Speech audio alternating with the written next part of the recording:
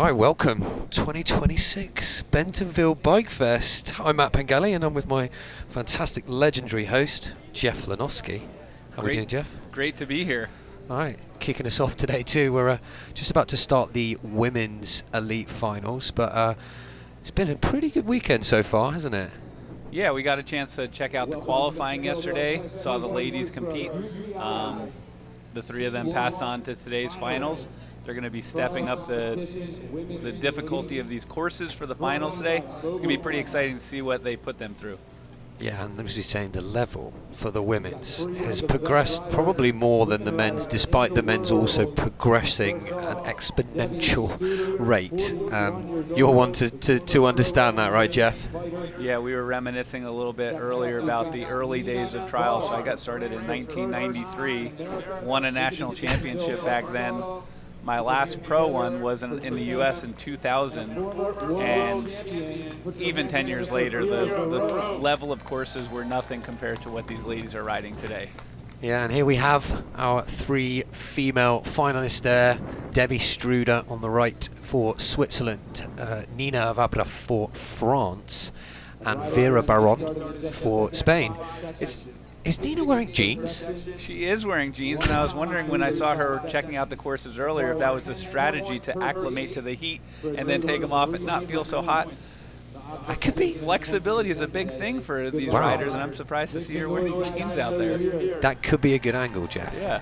So amazing to see these European riders make it all the way out here to Bentonville Bike Fest. So this is an official UCI C1. So all of these scoring and points will accumulate for their overall scores for their UCI ranking, and then we can see some of the courses there that's been put together here by the team. What a fantastic work. And you were actually in the qualifiers, weren't you, yesterday, Jeff? Yeah, getting to stand next to some of these obstacles really puts everything in perspective. I'm a pretty big guy, 6'4", so when these obstacles feel big next to me standing to them, you can imagine how big they are for average size riders. This pipe that we're looking at, for instance, that would be over my head right there. Like, this is some big stuff that these riders are riding on. No ramps. No Maybe ramps. in 93 you would be getting up that, right? But you'd have some assistance. Sure, with a big ramp, get onto that thing. This pipe right there, that's over my head. It's amazing the level of riding that these guys and girls are doing nowadays. So these women will be going through the pink gates or checkpoints. So this is what Debi's just looking at now. She's looking at her route. The riders are not told where to go. They need to figure out their own route, but obviously in order of the numbers. Yes, that's pretty exciting. Something that's changed over the years is the gate format. When we used to compete back in the day, much tighter ribbons on both sides, and it would direct you through the whole course. Now the riders get a little bit more ability to choose their route. They do need to go through the gate to get those points, but they can approach it from different angles, and part of it is walking through like you see them doing right now and just memorizing where you need to go. They only have 2 minutes to get through these courses, so you got to keep moving, and remembering where you need to go is half the battle. It's a bit like Formula One, them visualizing the course, the track, the race. There's so many different ways that we can call this, but they must do them in order. They cannot cross any lines of tape that we're seeing, so they're kind of invisible walls. So let's kick off with Debi Studer. She's going to take us through section number 1, going through the pink checkpoints. So what part of the bike do they need to get through these gates there, Jeff? So they need to get both tires are up and around the gates. They can't go over them. And in order to get the points for the gate, you need to go through it. You can't go to it. You have to go through the gate in order to get the points. There's usually there's always 6 gates on every single course. Sometimes there's an A and a B. There could even be a C. In order to get the points, you need to go through all A, B, and C to get the points for each gate. Each gate gets you 10 points. 6 gates per course, maximum of 60 points per course. So that's what the riders are going to want to be going for here, is a maximum score. And if they put their foot down, which you might hear me and Jeff call a dab, you might get a dab, is also like a penalty, perhaps. So they won't get those points points for that particular gate. But you can get it for the next. Yes. As long as you don't accrue more than 5 dabs per course. Yeah, and if they put their foot down 5 times, that's what we will call a 5, and that just means that ride is over for that rider in the section. Only one chance at this. The riders don't get second goes. Every rider only has one chance to complete the section. Yeah, so Debi's picked up 1 point or 1 dab on this course so far. Going through that last gate, it looks like she made contact with her pedal going up that big rock bunny hop, so prevented her from getting the points on that gate. Yeah, we just see her put a foot down there again. So that's going to be 2 dabs. We'll see the adjudicators and the official observers putting their fingers up. That's what it means. And that will be Debi's ride. She's managed to score some points. Always think it's hard to be the first rider to go, right? You know, you want to watch them and see how they do it. Definitely, you know, you get to see other riders take a look at it. Also, sometimes just seeing a rider do something unlocks your mind and makes you realize that it is possible. You know, even these riders at the level that they're riding, sometimes seeing is believing. So seeing your fellow competitor make it through, seeing what might have given them a challenge, and then knowing to avoid that definitely could be an advantage. Yeah. And they're going in order that they qualified. So you can see now Nina Vabre for France. Her first time in America as well, chatting with her. She's absolutely loved her experience so far. Done a little bit of traveling on her way whilst bringing her bike. So let's see how Nina Vabre does in section number 1. The 2-minute timer has begun. They only have 2 minutes. We can see she's got to get the front axle through that gate, then the rear axle, and actually going backwards. That was interesting. That was real interesting. That is allowed. Yeah. Doesn't matter if you go forwards or backwards. You can score points. Just get through the gate nice and clean. And I think that was just all part of being efficient. You know, these are long courses. You got to keep moving. So rather than going straight through and needing to make a whole bunch of turns, just hopped off that backwards, was set up for the next move, saved her a bunch of time. Yeah. Another experienced elite rider. Nina is only 20 years old as well, and really been progressing through the sport. So it should be another 10 points for Nina through that gate. Yep, so making it up that same up as Debi did, but avoided the pedal contact or foot contact on that, got the points. Yes, it's not just their foot actually, we might add. So she took a dab there. If they touch a pedal or a bash, like the frame, that's also a dab, right? Yep. Yeah, so that's something good to point out. Sometimes a rider could look like they're clean, but it could just be that incidental contact of your pedal making contact or your bash guard. Any of that stuff will prevent you from getting the points. You got to stay clean and only on the rubber, on your tires. Such a good turnout this weekend too. You can see the crowd there.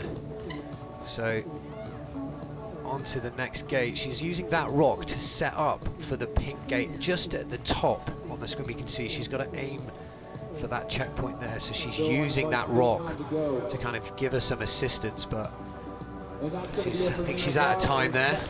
Great ride from Nina.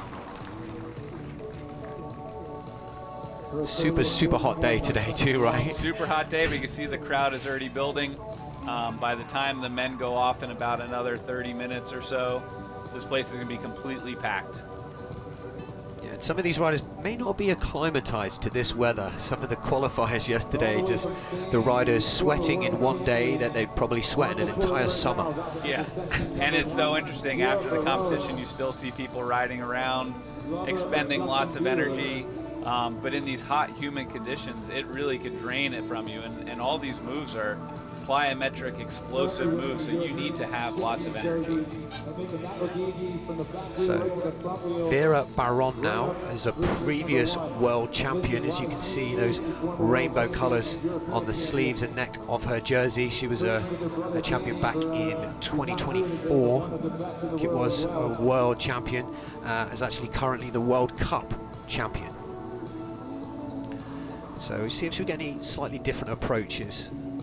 Looking really clean and comfortable so far. Very clean and confident, moving through here very quick and consistently. Vera actually said once she'd like to compete with the boys. That's how much how confident is nowadays. So let's see how she does here today. Making her way up and over these obstacles like it's just a ride in the park. I must say, they make it look easy because these guys dedicate their entire lives to training and riding and committing to this sport. You really have to have a serious passion to be successful in this sport, and you know that, Jeff. Yeah, she's really moving through the course. It looks like she left herself some time to make it through this last gate, so let's see if she is the first female that can do it.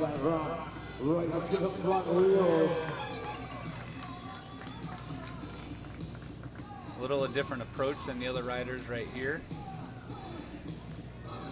If there's anything we know, Vera's going to really avoid putting a foot down or taking what we call a tactical dab, because a rider could put their foot down on purpose, right? Yep, so sometimes it's just a means to an end. You know that you're not going to be able to make the move. Rather than call it a day at that obstacle, you put your foot down, you take an intentional dab, a strato dab for strategic dab, and you just move on to the next obstacle and you try to keep accumulating points rather than stopping at that feature. So now we're moving to section number 2. You notice all of our riders here are riding 20-inch trials bikes. Some of them are slightly different setup. Debi's got a dual disc setup, a little bit of a smoother option perhaps, but a bit more weight involved. Yeah, not too many disc brake bikes out here. You know, a lot of the riders, they like to grind their rims that has a real rough rim surface, use a rim brake. It allows them to control the brakes a little bit better because you're stopping the wheel at the outer diameter. So believe it or not, you can get some flex between that rotor and the wheel. And when you're doing these super precise precision maneuvers, that could be enough when you're dealing with a game of inches or millimeters. That could be enough to throw you off. So they like to lock the wheels at the rim surface for the most precise bite. Yeah, we can see Debi's actually riding a full carbon bike there. The frame, the forks and the handlebars are all carbon. The stem is not. That's a forged aluminium, but that's a full carbon 20-inch trials bike. What are some of these bikes weighing nowadays, Matt? I only know in kilos. I know over here you're in pounds, so if anyone's got the internet and they can figure them out, well, probably between 7 and 8 kilograms. Wow, that's amazing. So sometimes I like to call them paperweights with wheels. But it really is about the control and maneuverability of the bike. It's all good it being lightweight, but you still need to get that control. Maybe a little bit different from your time. You know, the riders have always sought lighter weight bikes, but again, back in my day, we were the American riders. We'd cruise around on suspension forks and all kinds of weird stuff. You had gears as well. We would have gears. I think every trials event I ever did, I always had 7 gears on my bike and a suspension fork, which is kind of crazy to think of. Wow. Yeah, none of those options here today. Nope. Rigid bikes, 1 gear, nice and easy. It's a very good start from Debi on section number 2, just kind of starting us off there. Again, super nerve-wracking to be the first rider. I mean, I feel like sometimes I'd like to be the first one because you just get over and done with. So, look at this off-spin, a bit of style. Yeah, a little bit of showing off there. That was pretty neat. Yeah, being the first rider definitely is a challenge, which is why qualifying is so important to try to earn that higher spot, so that you see the other riders go through and you see those challenges and you see what trips them up, and it gives you some intel to know what to avoid. And these riders aren't getting points for any style or any flair or tricks. This is very black and white, kind of 0 or not. You get the points, you get through the gate, or you don't. So there's no bonus points, only respect. Yeah, and like you said earlier, you have a 2-minute time limit. It doesn't matter if you finish in 30 seconds or 1:59. You just need to finish within 2 minutes in order to get those points.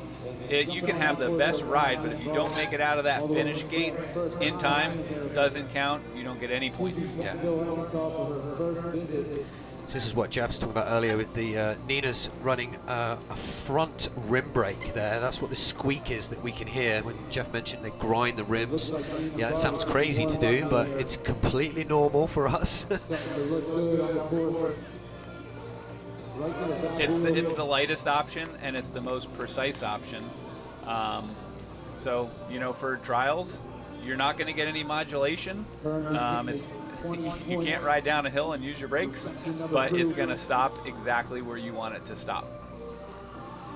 20 points so far for Nina. No dabs taken, just through that gate. Nice. Just another completed gate for Nina.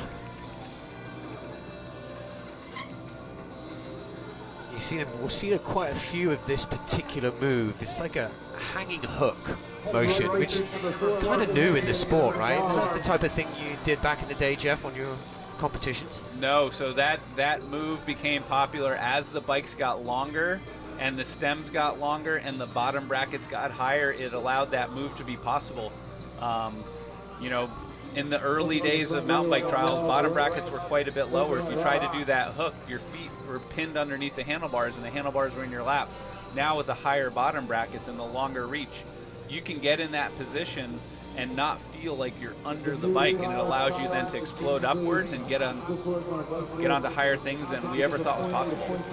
Oh, so a little mishap from Nina there. I think she jumped to front wheel and both feet came off the pedals. That was not a planned dismount at all.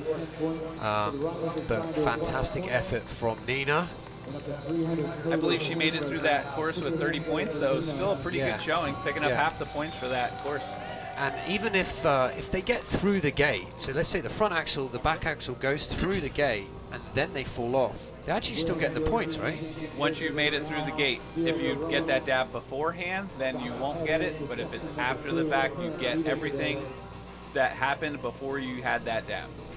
So like some tactic could be, if you don't think you're going to land the other side, just send it, right? Yeah. Just send it, the bike's through, it doesn't matter about me. Send it.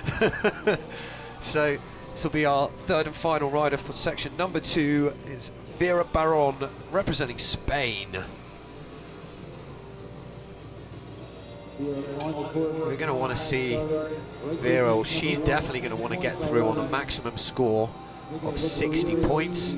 So let's see how Vera does. 10 points so far. The speed and efficiency she rides with is amazing. She's always training with, you know, some of the best riders in the world. Spain has produced some of the best trials riders in the world, and she's constantly training with them, always wanting to improve. Seriously committed to the sport, Vera is. It shows. She's moving through these courses faster than the other riders, with more confidence, and making it to the end, which seems to be a problem for some of the other riders. She moves with efficiency and gets there. Beautiful swap. Right up the back tire. Yeah, this was we were talking about, getting in that hook motion and then really shifting the body weight so that they're getting that onto the back wheel. There's that hook again. Super relaxed as well. I bet you the cameramen are sweating more than she is right now. It's that hot. But this is good, really good so far. This is the furthest we've seen one of our female riders get through.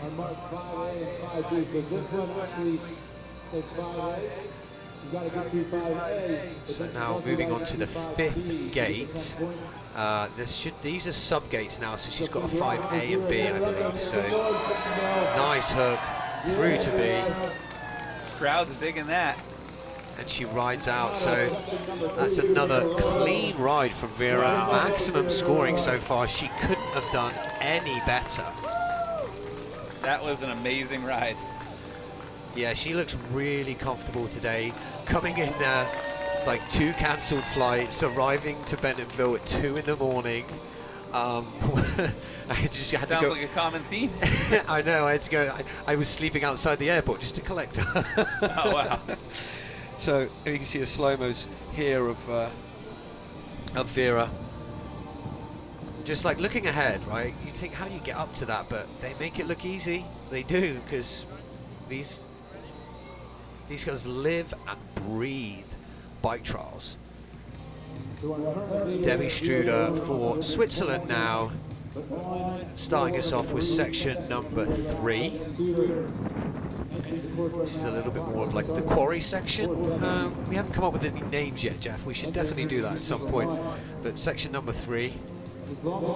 I would say if there was going to be a something coin the quarry section, this would be it. Yeah. Lots of rocks in this one. Section 1 had quite a bit of rock, but a lot more built-in elevation on that one. Number 2 had a lot of cement and wood features. I know the ones coming up are a lot of cement and wood. This one, lots of rock. Yeah. It's like these have. It's like the first section is like more just all natural, kind of going into in here. Now we can see it's sort of natural man-made combination here. So this is a big up for Debi, going to front, but she's put her foot down, so she won't get the points for that gate so far. We can see the scoring just up in the top left there. Studer on 50, Niilo Vabre on 70, and obviously Vera Baron scoring maximum points so far on 120.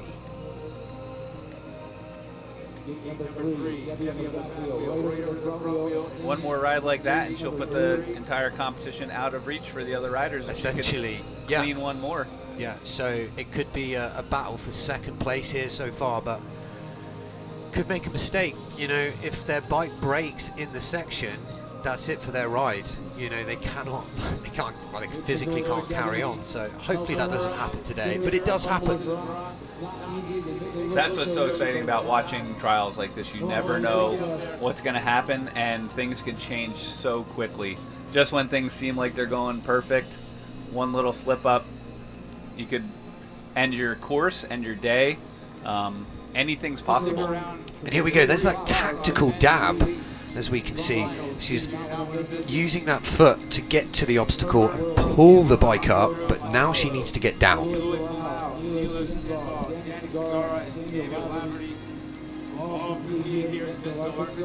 All right, keeping it moving. Let's see if she can still collect some points on this course. That might be her time for now. She's through, so good start from Debi. Well done. Yeah, the crowd's really starting to build up here now as well. So starting with the female elite, and then later on we'll be going on to the men's. But good, really good move from Debi on that gate there. She really brought the front wheel in just to allow that back to follow. I mean, generally, once you get that front wheel in, the back's always gonna follow. Niilo Vabre for France on section number 3.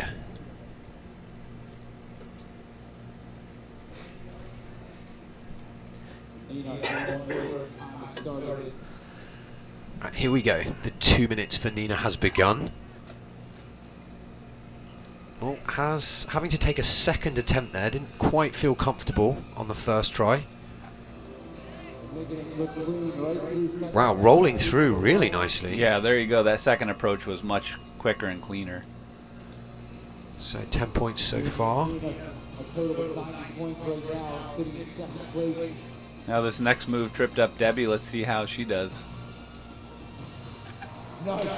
Ooh, just making that. We could see she almost touched the bash. Almost had some contact with her foot or pedal. Avoided it, got the points. That's all it takes. Millimeters can change everything in this sport. We often call them inch chasing, just to get better. You know, on Sunday I did half an inch higher, and that's a big deal for a trials rider. So yeah, when you get to that real high level, those gains get so much harder. And when you go out and train, you know, as a newer rider, you might be able to pick up 2, 3, 4 inches, bunny hop higher, gap further. when you get to this elite level, you're talking millimeters, inches. You could train several weeks, go a ½ inch, and that's a big, big deal. Ooh, I think she's down. Yeah, so didn't quite get her body weight forward enough.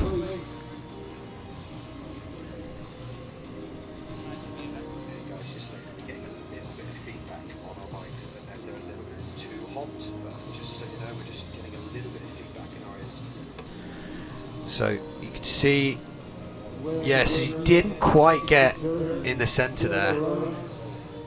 Lost her balance. So, and look at that, Vera, probably one of the smiliest riders that we see. I've seen her fall off the bike and just laugh, and at the end of the day, doesn't matter really what people are scoring. We're here to have fun, right? It's amazing that positive attitude could be infectious, and sometimes this is a lonely sport when you're out there training. You know, it could get really frustrating, and that's the type of attitude that you need to have in order to keep things going. Because if you're the type of person that when you're out on your bike and you come across an obstacle and you try it once and you don't get it, you're never going to make it very far in the sport. You need to be the type of rider that's going to sit there all day until you finally conquer that obstacle. And it can get lonely. You're just in your head. You can't talk to anyone. You know, you may be able to shout to the observer time so that the riders can ask for how long they've got left. It might help them maybe take a break, take a breather, because if you're going to be efficient, you want to use all of that 2 minutes. So gate number 4 already, flying through here. Vera's looking extra comfortable. You see, this is a tricky gate here. There's tape just on the side of the log there, so she has to come from this side. Front wheel, staying in the tape. Ooh. This is tight. So impressive. Yeah. The amount of control and balance to hop up close to 3 feet and land on a telephone pole, back up, and then go for that move is just amazing. Nice. So that's gate number 4. She's coming to the end now. This could be that was the 6th gate. Yep, so she's got a perfect 180 points so far. Yeah. Another clean ride from Vera Baron there.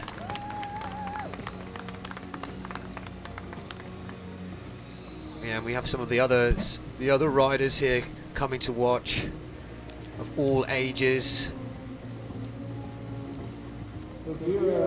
Just looks so comfortable as well. The heat doesn't seem to be phasing Vera today. I don't think it doesn't seem like anything's phasing her today. She's been perfect up to this point.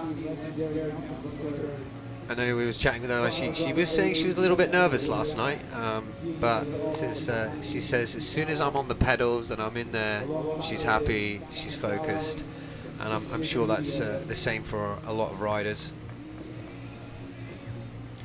Debi Studer now for Switzerland.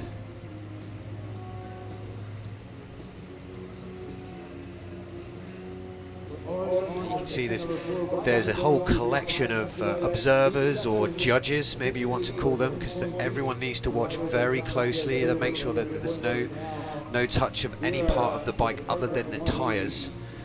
Sometimes you need a whole kind of crew to do that. So gate number 1 for Debi.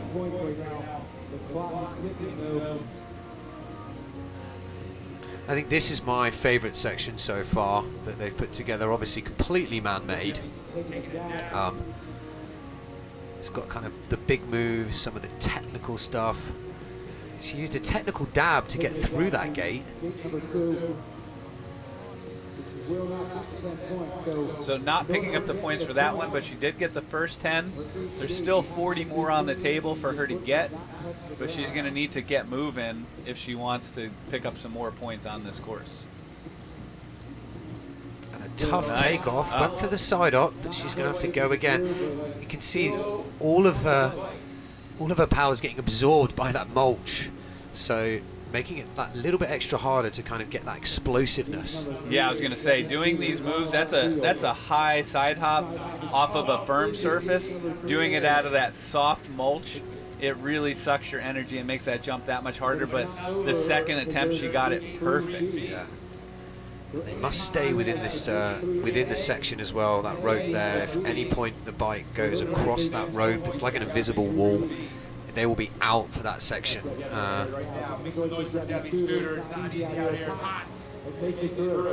Nice, I think that was the gate number 3.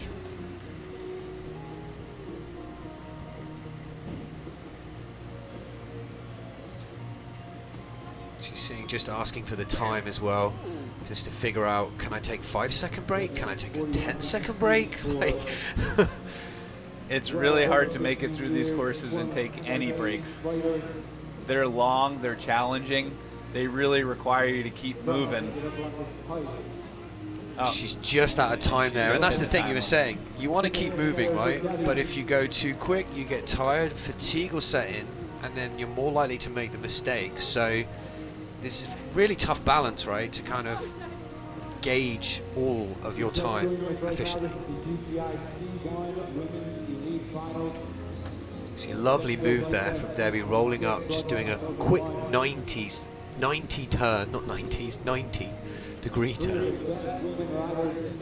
So Matt, in qualifying with the existing format, if you run out of time, can you ride the course to get a look, or once the time has expired, you need to leave? That's it. Back in my day, if you ran out of time, you'd ride out the course in order to get a look, because it might help you the second or third time. Now I know in the finals they're only riding it one time, so it's not going to help them. But I think it's generally, from my experience, it's based off, you know, competition by competition. If there's enough time, like if the comp has more hours, they'll let the riders carry on. But if they've got a very strong time constraint, they'll say, sorry, you need to move on. But absolutely, imagine that. It's if the first time round you mess up on the first gate, you don't even get to see the rest of the course for the second time round. But for the finals, only one chance.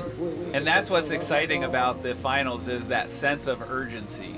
You know, for a lot of these riders, the second time through, as long as, you know, it's not too hot or you're not running out of energy, that second time is typically going to be better. You've already had a look at it, you've seen what those particular moves feel like, and then you can kind of clean it up the second time around. In this format, you're getting one shot. You're not allowed to practice it. You're not allowed to do your first run through in the finals is your only run through. So you really have that sense of urgency, and that's where the term observed trials comes from. You see these guys following them around, holding up their hands, they're observing, and the trials is the trial and error. One try to do it. I think the observers called this here, so the axle went out of bounds. The axle, this could be like the length of her bike too. The rear axle didn't quite go through that gate, so she got, as we were saying, a 5, which means, you know, all 5 dabs used, and she won't be able to carry on. So really unfortunate there for Nina. That's super unfortunate. I know, and it's a tough thing to warm up for too. Like, how do you get in that mode? How do you warm up for all these big moves when you only get one chance? You can't just go and ride the other sections. You're not allowed to warm up in those sections. So it's kind of like, once you're in, this is your ride. No practice allowed.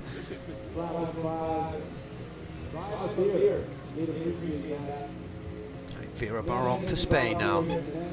Can she keep her clean sheet? Is my former world champion making gate number 1 look simple? All right, Matt, I think if my math is correct, picking up those 2 gates now, if she gets through this next one, she'll mathematically have this win sealed. Because even if any other riders make it through that last course, they won't be able to make up more than 60 points, so she's done it. And making sure there, Vera not even putting the full bike on, straight up to back wheel, gapping to the next gate. I think we can safely say that Vera Baron. Here we are as well, back Bentonville Bike Fest 2026.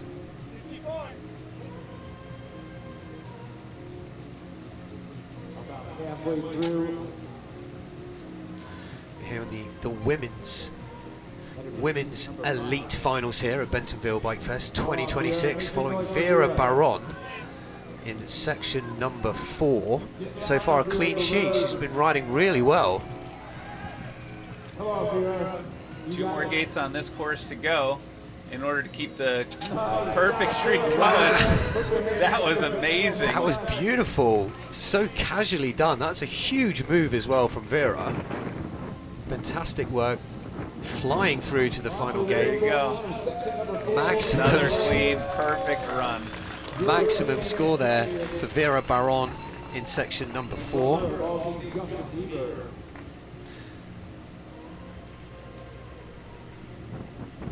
we're just finishing up here now with the women's elite finals, and we'll shortly be moving on to the men's elite finals here in Bentonville. My name's Matt Pengelly. I'm with my trusty co-host, the bike trial mountain bike legend, Jeff Lenosky. How you doing, Jeff? I'm doing great. Watching the event so far today, the level of riding has been amazing. We're looking at our winner right there, Vera Baron.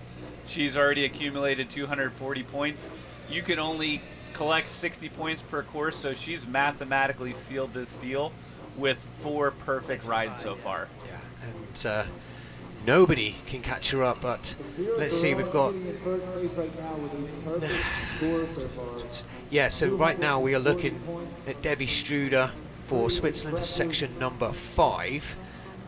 Will not be able to score enough to get in first position because Vera's just shot through to the top with that completely clean score. I mean, amazing riding so far.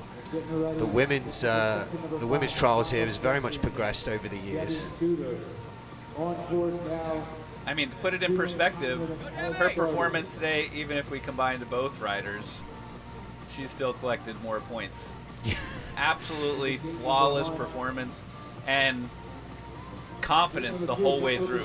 Yeah, she's definitely clicked on the bike today. The weather doesn't seem to have phased her.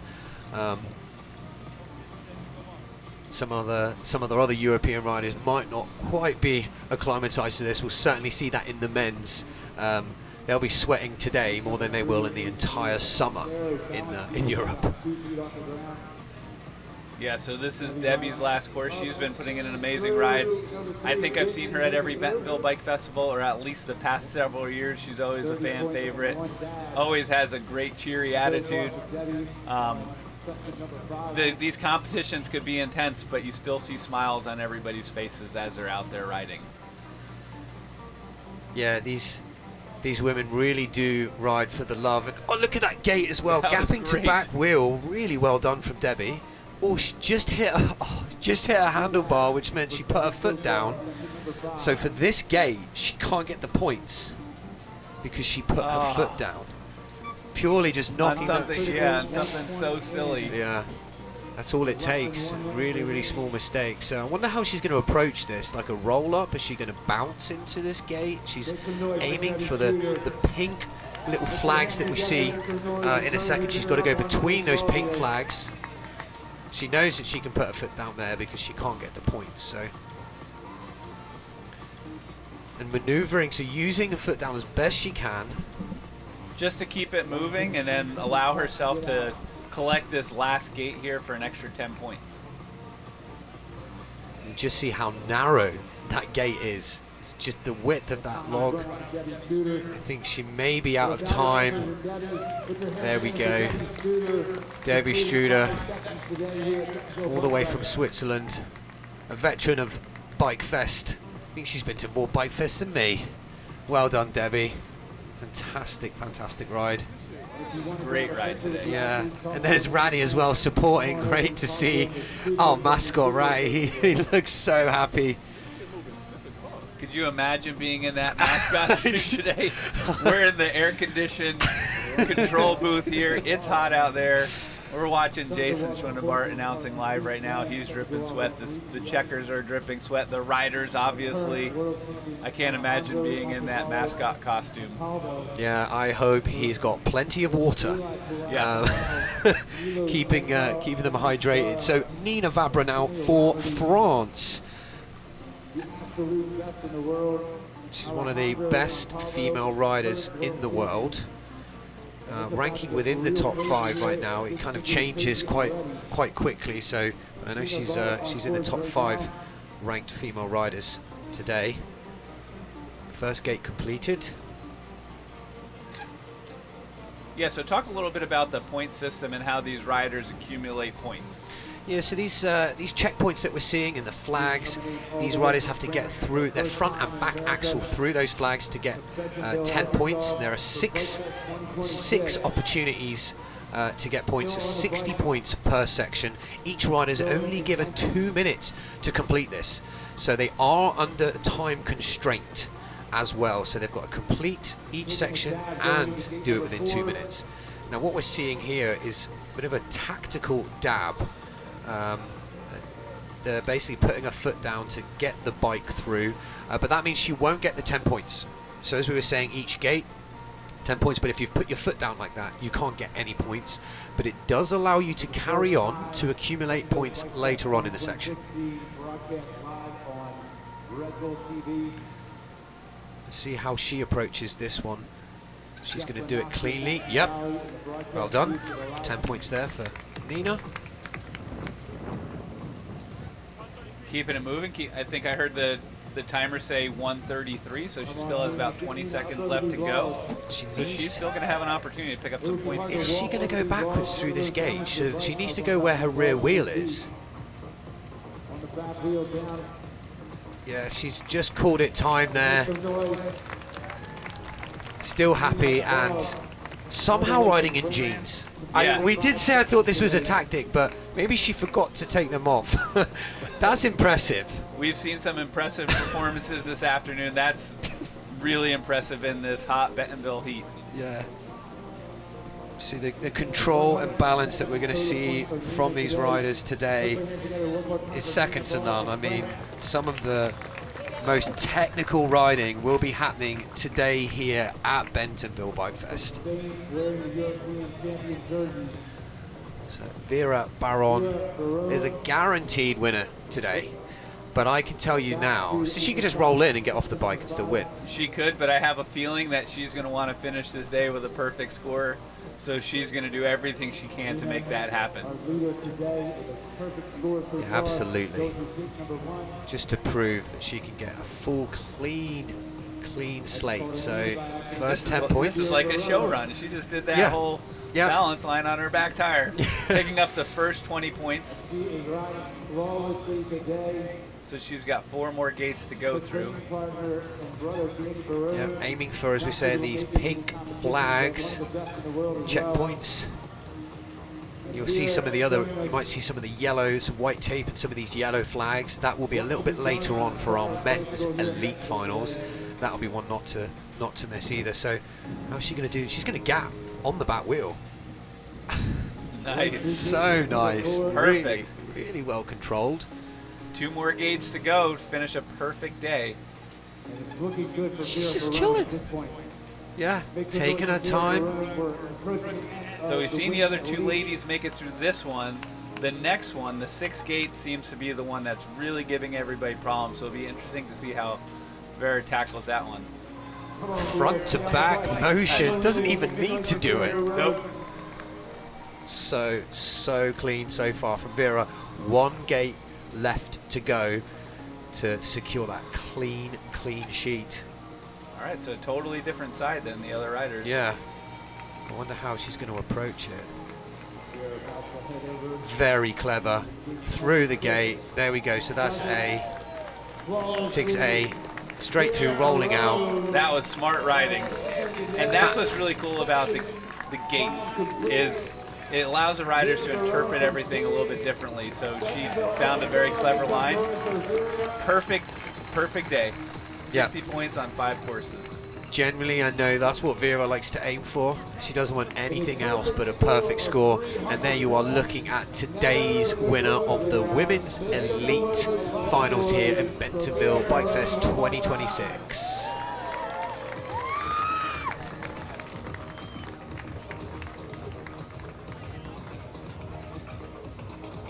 The crowd is still going to start building here because it's not over yet, is it, Jeff?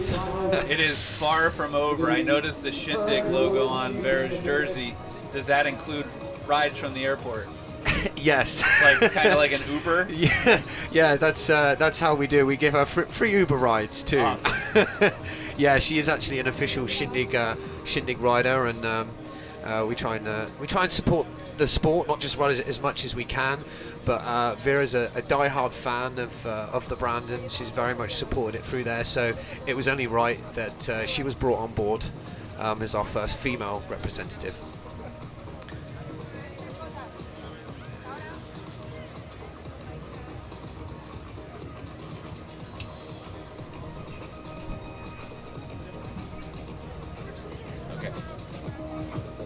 We're going to cut over to some of our men elite riders now. They're just sort of warming up behind the tent. As we were saying, tough to warm up. There's no huge obstacles behind the tent other than these blocks that we see. But here we have the men's elite riders for Bentonville Bike Fest 2026 here in Arkansas.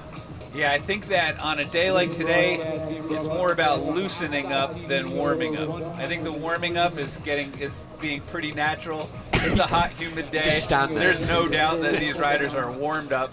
I'm sure they're looking for ways to loosen up, so we're taking a look at them right now. I'd call this backstage, getting loosened up. Yeah, loosened up. These obstacles, when you go into them cold, it's super difficult. Once you get that first course under your belt, you get a little bit loosened up. Featuring our current elite world champion, Alejandro Montalvo. Well, I think we will get to it very, very soon, the final shots of these guys, so I'm excited. I hope you are, Jeff. Yeah, this is going to be an exciting final with these top 6 riders.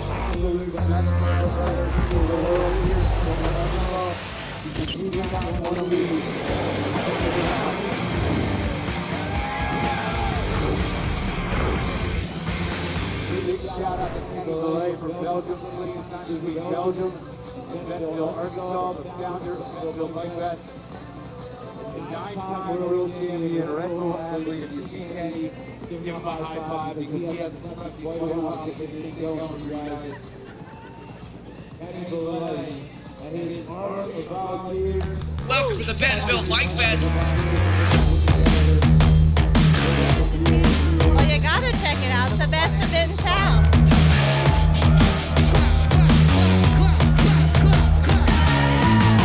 And there goes your boy.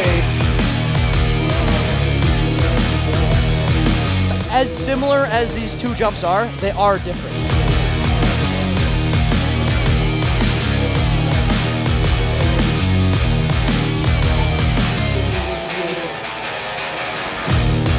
I love how kid-friendly it is, so you can bring the whole family.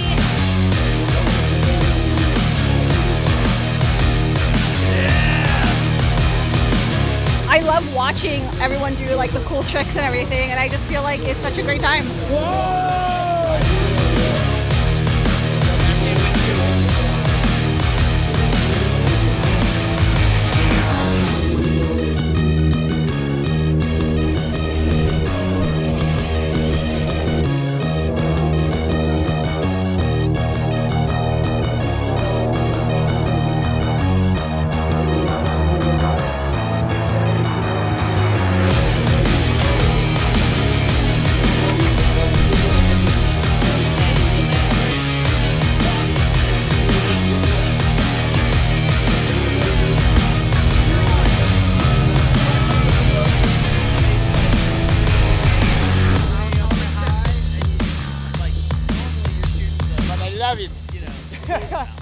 Good.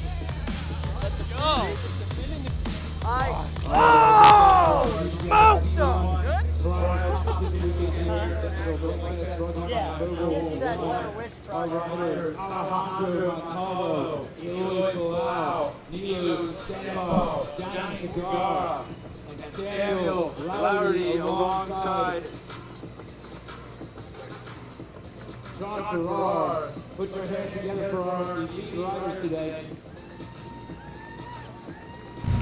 We're here at Bentonville Bike Fest 2026, brought to you by Mobil 1, actually inside one of the trial sections My name's Matt Pengelly, and I'm with probably a legendary host and legendary rider, Jeff Lenosky. How are you doing today, Jeff? I'm doing great. It's awesome to be here for my 6th Bentonville Bike Fest. So you've been to like all of them. We're actually in the section, like amongst it all, where the riders were riding yesterday to qualify, and they'll be riding today. You were also in here whilst they were riding. How did you find that?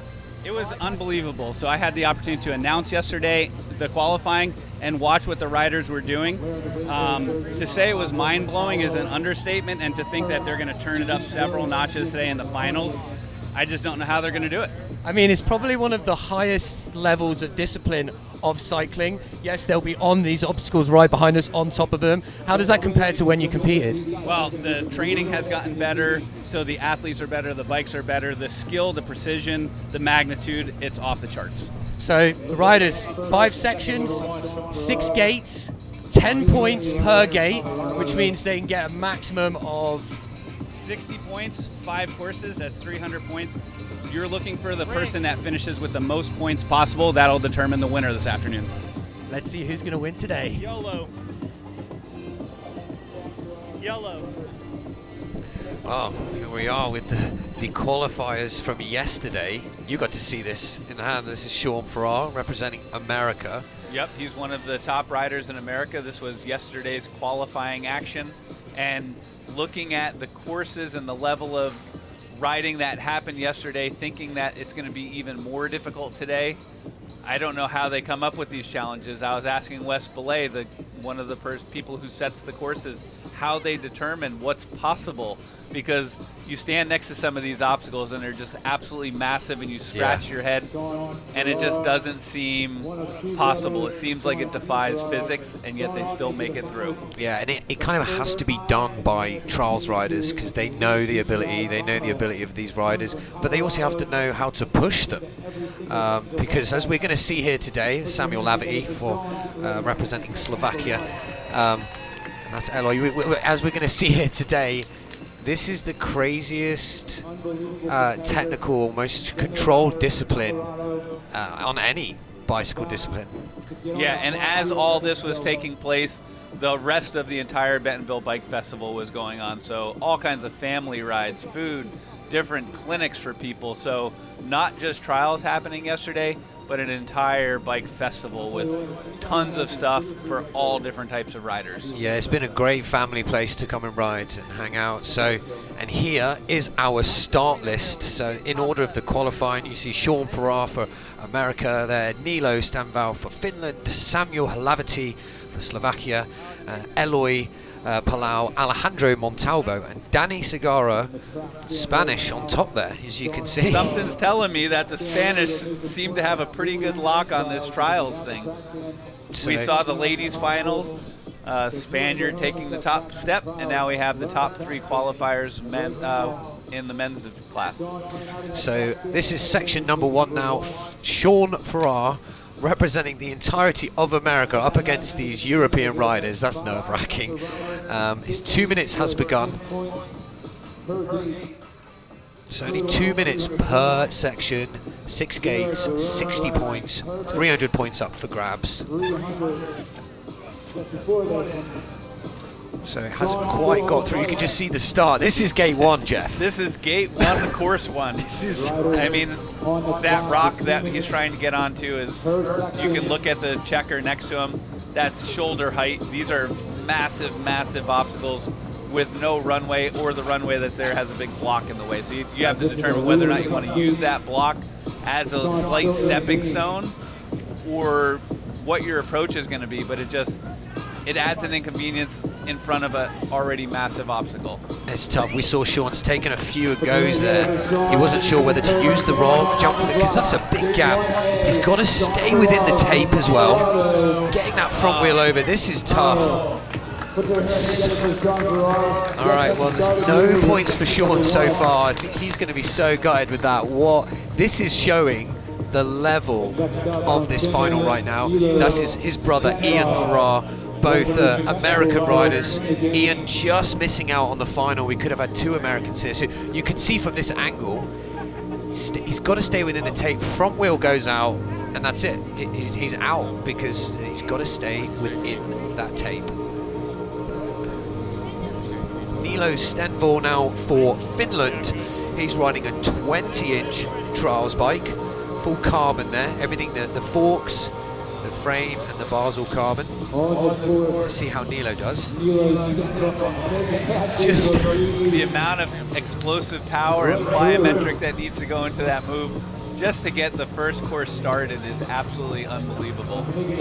Oh, he's taken a dab there, as we're saying. So we're going to be using the word dab, which is kind of a checkpoint or a kind of lifesaver. Yeah, we just started off the competition. For the viewers tuning in that might not be familiar, let's just talk about the rules real quick, the format of how these competitions operate. Yeah, so they're going to want to score. They've got 60 points is up for grabs per section, and they're going to get 10 points per gate. So that's 6 gates. There will be a few sub gates, so like a 5A and B, which means they'll have to get 5A and 5B to get the 10 points. And with only 2 minutes per section to complete this, the riders need to be going through those yellow flags, like checkpoints or gates as we call them. You've got to get your front axle through, back axle through, and then each time they accumulate through those gates will count towards their final scoring. As we can see now, 30 points so far. Yep, so if you're tuning in and you're trying to make sense of this, you have a gigantic pile of stuff, and then there'll be 6 different gates. So that's right now you see these little yellow markers. You need to get your front axle and your rear axle through that to get the points. There's also some ribbons that designate where you can't go in and out of, to just make things a little bit more concise. So right here, for instance, it's a good example. Sometimes it's wide open, you just need to get through the gates. Here they really set boundaries in order to direct the riders. And he crossed over the tape, resulting in a 5. A 5 means you no longer can continue the course, and you only are allowed to accumulate the points that you've made up until that point. Yeah, and I saw Niilo in the qualifying yesterday. He told me he hasn't sweated that much in his life. He was really struggling yesterday, so I'm sure today isn't any different. The next rider up, I can see we've got Hlavaty for Slovakia, one of the smoothest riders out there. He's just so elegant, and we actually call him Samuel Levitate. Okay, because he another 20-inch bike taking a different approach, coming inside of the rock, not using it as a stepping stone. There you go. Making it up and over that obstacle, so getting that first 10 points. And Samuel's another Bike Fest veteran here, flying through the first couple of gates here. And now we can see just ahead of him, you see those yellow flags. That is where the rider's aiming for, and it kind of looks impossible. So that was his first attempt. He's got to get his front and back axle through, and only the tires can touch, nothing else. Wow. Sometimes the recoveries these riders pull off is as impressive as making the move. It's good that you're able to get another shot at it, but you are using up time. And like we said, you have to make it through the course in the 2-minute time limit. You can go all the way to minute 59, but if you go over 2 minutes, you don't collect the points for that course. Yeah. So, he's scrambling through a little bit from Sam. He's using a little bit more calculated, so the pressure and the heat is definitely getting to the riders. This is a big gate. We saw Niilo getting in that hooking position. He's got to watch his toes. It's just millimeters from touching. Flipping to back wheel. Yes! And just showing the progression of the sport. That was amazing. Right? This is... he knows he's only got a few seconds to go. He's calling it there. So 40 points for Samuel, same as Niilo. So, you know what? This could be a really close race today. Yeah. Made it through a little bit further, made it over this one obstacle, but had some trouble early on, so missed out on 10 points, so same score. This is Eloi Palau now, our first of the 3 Spanish riders competing in the final. They might be from the same country. They all train together most of the time, but there is some healthy rivalry happening here today. I'm sure. Eloi Having Palau. those friends to train with allow you to push the level, and it really drives up, you know, all ships rise with the tide, so they're all going to improve, but it also creates some good rivalries, and also you're really familiar with what your competitors are capable of, so it really turns these competitions into a chess match, because you know what is another rider's strong suit, and you know what can challenge them. Oh, so that's caught out 2 riders now. Eloi is a previous world champion. This was back in, I think, Abu Dhabi in 22. You can see that's why he's got the rainbow on his sleeves there. So he's a previous world champion as well. That's it. He's not going to be happy with that silly mistake. We may hear some shouting from the Spanish riders. They are some of the most passionate people in the sport. So he's got to avoid that white tape straight through to the yellow. He's through. Yeah, looking good so far. Now up to the rock ahead of him. I mean, look, he's looking up. There's so much nuance that's happening on these courses that's really hard to pick up on the TV screen. The run-up to that last obstacle, it was a pretty steep run-up with tons of loose stuff, and to watch them generate that power and just get going so quickly is so impressive. And super tight run-ups. You can see here this obstacle is really high up, and what, 2 pedals, 2 full pedals, that's it, but he makes it. Beautifully done from Eloi. And now the 6th. 134 So Okay, about 20 seconds left, 1 more gate to go. Will he collect 10 more points than the previous riders? let's see, so he's on par with our other riders, but he needs to get this. Oh, beautiful, just bouncing in, explosive front wheel, flicking to the back wheel. That should be a 50-pointer there for Eloi. That's a good start for him. That camera angle does not give that move justice. Yeah, I think it's going to be tough to understand like how insanely hard some of these moves are. You guys at home are just watching them ride and roll into something, but it takes a lot of skill, and these riders have been riding their whole lives. Alejandro Montalvo, who is now the current world champion, #1 in the 20-inch category, but today in the C1 we actually mix 20 and 26. So beautifully through gate #1. He's going to want to make sure he doesn't make the same mistake that Eloi did. Oh. So controlled. Yeah, he's super controlled, Alejandro. That angle there again, looking up. Like, yep. They're not looking down at the bike, they've got to look up.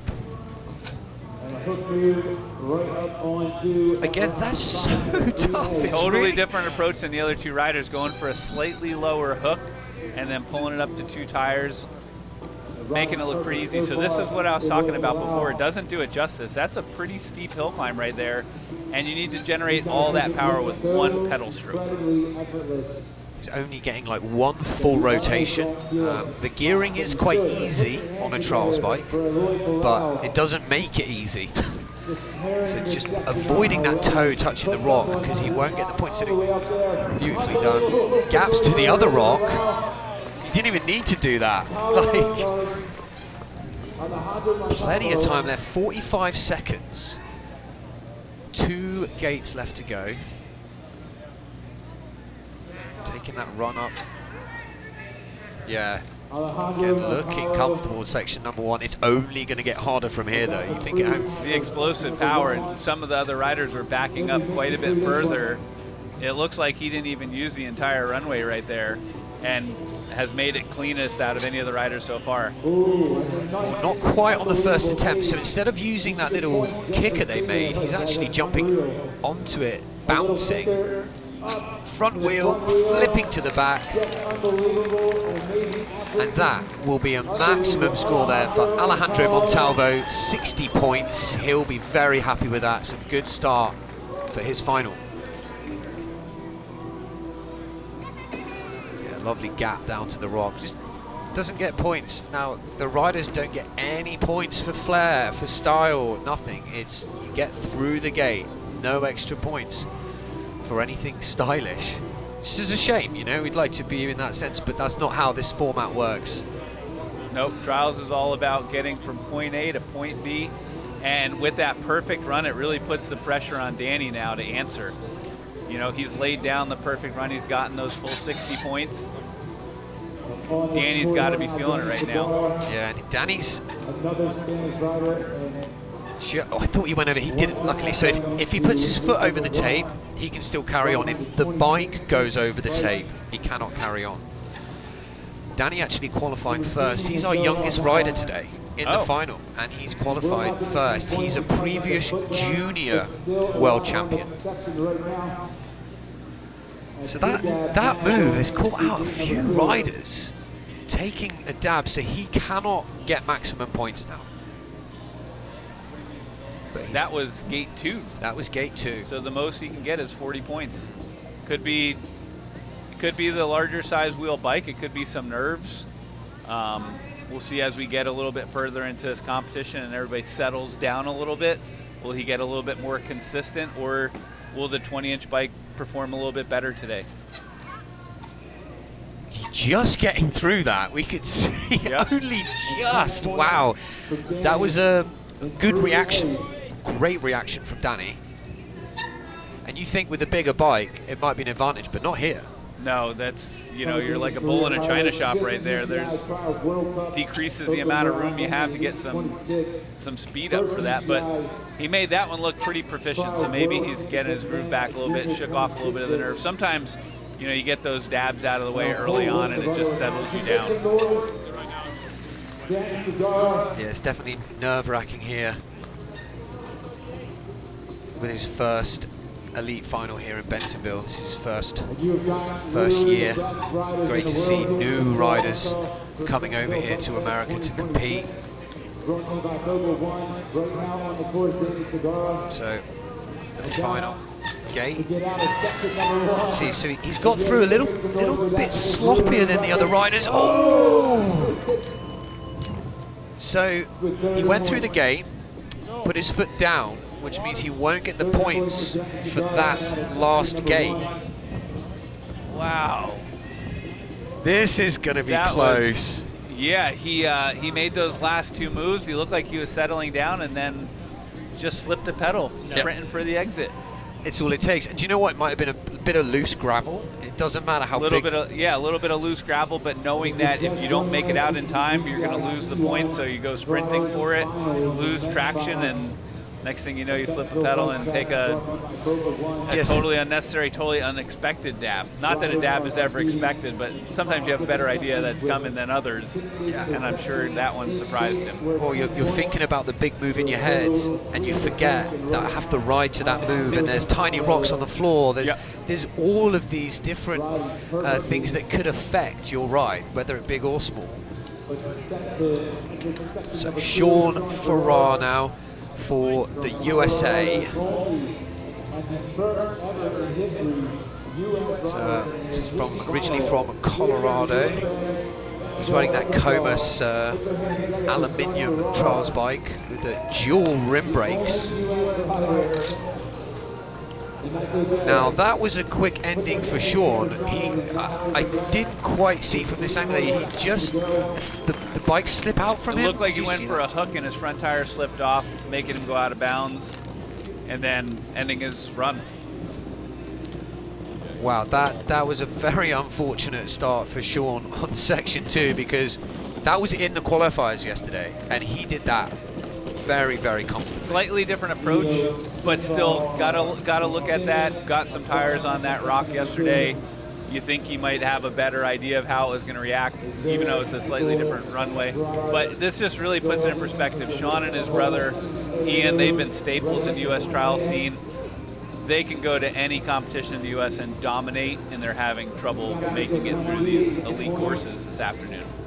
I think that's where the level kind of changes a lot here. They're now trying to compete with the European level, which, as we can see here, is just like another step. Yeah. But that front to back from Niilo Stenvall there. So wow, the control and how thin it is on the top. It's really hard to see from you guys at home, but it's incredibly high as well. And then this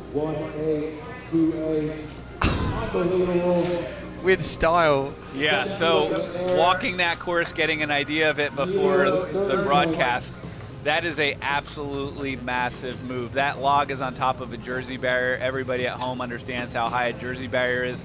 Now take a 2-foot diameter log and plop it on top. You have to bunny hop up that, out of that mulch, and then go up another 3 feet onto a crisscross tree. Just absolutely impressive and insane. So he's through on that. Now this next move is a huge hook. Can't quite see just from this angle yet. We may switch him in, but you'll see it's crazy, crazy big. Here we go. He's got to get up to the top of that. That's literally as high.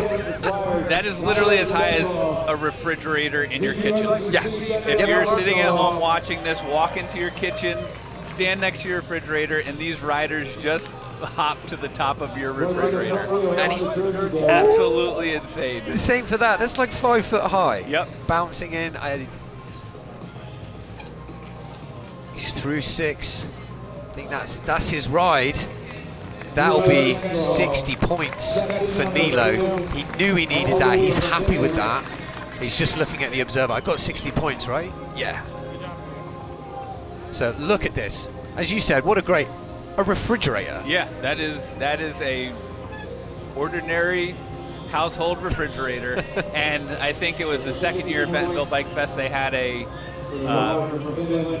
it was a high jump or a hook competition with Jack Carthy. That's right. I mean, this looks like what he set the world record on. That and could now be they're close. Just doing it in the middle of a competition. That could be close to the world record. I don't know the exact height, but it's certainly not far off, Jeff. Absolutely. So Samuel Hlavaty now for Slovakia. He's going to want to get through this quickly. I know he likes to be efficient, but he always also wants to get through fast. So you can see from this angle how thin the landing is on this. He's got to get his front wheel in and then back wheel. Not quite enough. Really needs to push a bit more.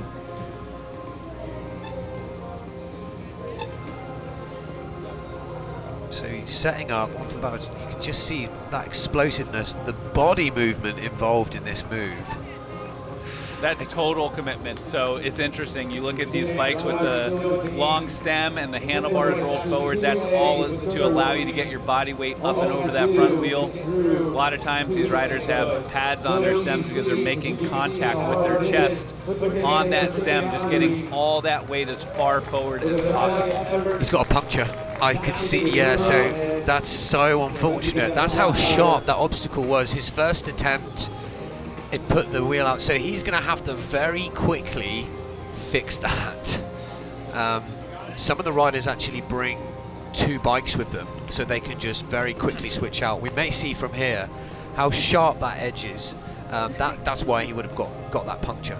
So fantastic. And it's just incredible to think about getting a pinch flat on your front tire because you jumped 6 feet up to your front tire on the edge of something that was too sharp that gave you a pinch flat. It's amazing. When you say it like that, Jeff, it seems impossible. For those watching at home as well, you will be seeing things that probably confuse you and probably look impossible. But these guys are pushing the sport, pushing the boundaries, and it's been progressing somehow for the last 20 years. Eloi Palau now, our first Spanish rider, comfortably through gate number 1. This one caught out Samuel, so how is Eloi going? A bit more of a run up. Amazing. Just coming into the obstacle with quite a bit more speed, so that when you commit to that front wheel, you just have enough momentum to get you up and over. Again, the height of this obstacle too, to the back wheel, dropping down. The drop down is impressive. Yeah. That's easily 8 feet up there on top of a... Wow. Again, I am really surprised at seeing this. I've been been with these guys for many years, and that is not an Eloi that I'm familiar with. He didn't quite get to that. Maybe the heat's getting to these riders.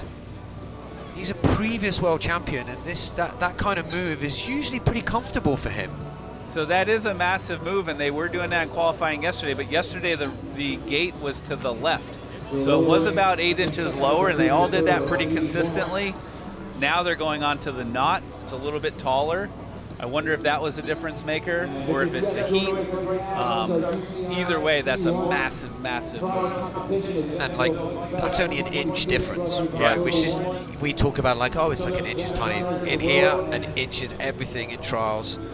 Just the difference of the gates can change and really make the winner or loser today. So Alejandro Montalvo, this is him visualizing his routes. He's not just kind of like waving his arm around. There's some magic stuff in the air to help him. So Alejandro Montalvo now. Only rider to make it through section 1 with maximum points. Yeah. Let's see if he can do it again. Totally different approach. Yeah, he's come from much closer, actually a lower rock as well. Yeah. Let's see. Oh, he's going to absolutely pinning that front wheel and swapping. I mean, I'm used to seeing this, and I still get astounded at the level here. So keeping it controlled. So he's kind of like tapping that front wheel to give him a bit more momentum, landing on the back wheel and holding it that way. It's a fantastic technique. Alejandro's taking more of a run up for this. I'll be curious to see if he's gonna tap the front wheel or just pin it. Pinned. Couple of front hops. Oh my god. Is that the kind of thing you used to see, Jeff, in your comps? No, but if you take a look at it from the side profile, you can see how these new bikes, they really lay the rider out and give you so much more room. So those handlebars are directly above or even slightly in front of the axle, which really unlocks that cheat code to make the front wheel completely in play. Back in the day, we would have to go to the back tire that's 3 feet higher. So that's why everything was so low back then. Nowadays, once these bikes are on the back tire, with the bike design and the explosive power of these riders, it's just insane what they're able to do. Let's see Alejandro's hook here. This is what we call a hook move. Planting, just making it look well like done. no problem. Knows he's running out of time. 4 seconds to go. Is he going to get to the end? No. Just out of time there. So he seems happy though. He's pretty pleased with that run. There we go. Big smile from Alejandro. That was a great ride. So we've got one rider left for section number 2, which will be Dani Cegarra. This is a great angle here. So bouncing in, all that weight on the front, able to do a couple of front hops, maneuver. Maybe if he only went for 1 hop on the front wheel, he might have had that extra second to make it out of the gate. But that just goes to show how, that was a pretty clean run. There were no do-overs or redos. He didn't have to back up out anything. He was moving consistently through the whole thing, and he still came up a couple seconds short. So you really have to keep moving through all of these courses. Yeah, some of them are going to feel long, just based off the amount of gates that they have with A and B and C.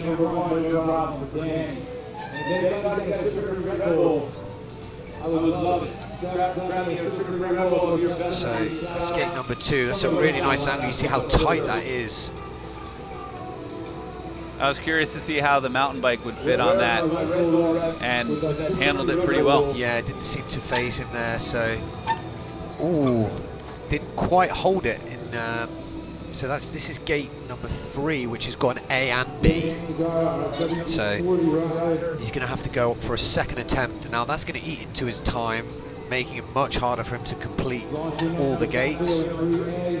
And he's got to go for a third time around. So you can see. Yeah, he's 50 seconds in already. It's going to be tough to make it through a lot of these features at this point. And once he got there, super quick and super efficient. Yeah, and he knows he's going to have to pick up the pace now. So come on, Dani. 50 seconds to go. Using a slightly different technique. Yeah. Tapping that front wheel, I must say as well, he's like bunny hopping into the front wheel, bringing the back wheel. There's a lot going on in a half a second. Yeah. So does that, does going to keeping it rolling on the larger tires, is that a little bit easier than on the 20-inch bike? I would say so. You've got a little bit more surface area as well, you know, so you can hit more of the wheel. Yeah. And obviously the bigger the wheels, the more likely, so it's easier to roll over things. Okay. So we may see some advantages having a 20 or 26, but I think today it's going to be pretty on par. Smashing that hook, nice and easy. He did get those points, so still picked up 50. Yeah, that's a good score from Dani. That is a fantastic score for as much time as he spent on the second obstacle or the second gate getting through there to still get out of that course with 50 points. That's super impressive. Yeah, and made up for it. Look, just one move after the other, no messing about. Little back wheel slip there as well as he dropped off. So we might see some recovery and some kind of reactive moves that it might look like nothing, but that just saves the rider from putting their foot down or from going in the wrong direction. So again, the riders here, we'll just see them going through the section, planning their route. The observers do not tell them where to go. They must plan it themselves. Even if an observer knows they've missed it, they can't say anything until they make a mistake, and then they'll tell the rider, you're done. So moving on to section number 3, Sean Farrar for the US of A. AKA the Quarry. The Quarry. We're headed to the Quarry. We're headed to the Quarry, the Bentonville Bike Fest Quarry. What's interesting is when I first started mountain bike trials riding 35 years ago, I would practice in a quarry, but the moves did not look like any of the stuff that these riders are practicing today. So Sean Farrar picking up 10 points. It's a good start for him now. Sometimes that's all you need, just to get your flow, and I think he's finally, or hopefully he's found his flow right now. Huge hook, really. Look at that front tire as well, fully folded. Yeah, if anybody's wondering how you get a pinch flat, you can see right there the low pressures that they're running. So imagine doing that with some force. It's kind of understandable how that could happen. Nice. Unfortunately now, so he's out for that move. Basically, he swung hooked over up. the ribbon. Yeah. Right. He hooked up to the back wheel. He was inches away, and then his front wheel just fell to the right-hand side, and he was over the tape there. So very unfortunate. I mean, impressive enough. We can just see here. So back axle almost through, but look, front wheel just goes over too far. Yeah, it's hard to see that, but unfortunately. 10 points for sure. He picked up 10 points, and you know, to pick up 10 points in an elite final is pretty impressive. Yeah, I think you said you were saying this to me earlier. You were like, I would get 0. Oh, I wouldn't be able to make it through gate 1 of section 1. So we'll be moving on to Niilo Stenvall for Finland. He's the Finnish national champion, but doesn't seem to be on form as normal today. Maybe he's going to make up for it in this section, in our quarry. So we saw this one caught Sean out. See how Niilo's probably in the same position. See the tyre just not pinching quite as much. Niilo's known to almost did the same as Sean, but because he went back in a straight so line. Hard, and that rock has a nice good lip where they're hooking on right there, but there's a big downslope that they land on. So it's really hard to get your weight up and over your pedals so you can get over the other side. And that was so technical right there. Right, the gate, the checkpoint there was right on the edge of that telephone pole. We couldn't quite see it, so there was nowhere else to go. Nowhere else to go. I was standing on this course earlier. This move that he's about to do, I took a picture and sent to one of my friends because I thought it was funny that this rock right here is over my shoulder and I'm 6'4". So to just put that in perspective, it's a 2-pedal bunny hop up, and that's a 6-foot rock that he just got up and over. He just rolled up to it, lifting the front wheel. Sometimes you really just lose the scope of this stuff watching it on TV at home or on your phone, but these moves are absolutely massive. Yeah. He's flying through Niilo now. I feel like he's found himself. 30 seconds left to go. Big gap to back. And this final gate up onto this huge, I think he's through, huge oil tanker. Do they sell those in Walmart? Is that Did real? that count? That was really smart. I think they did. So instead of coming down the and kickering obstacle, back up, they're just discussing it right now. And he's probably gonna plead his case here and say, look, the gate's there, I went through here, but how is the official UCI adjudicator? What he says goes. So he's going to plead for his case. That's tough as well, because that gate has different flags. So we'll see what the score, but look at this gap from that angle. That's like huge. Nothing. It's a massive and then this gap. one, and this is really smart, because use that obstacle. We might see a rider go from the floor. That gate has pretty much been in every final here in Bentonville most years.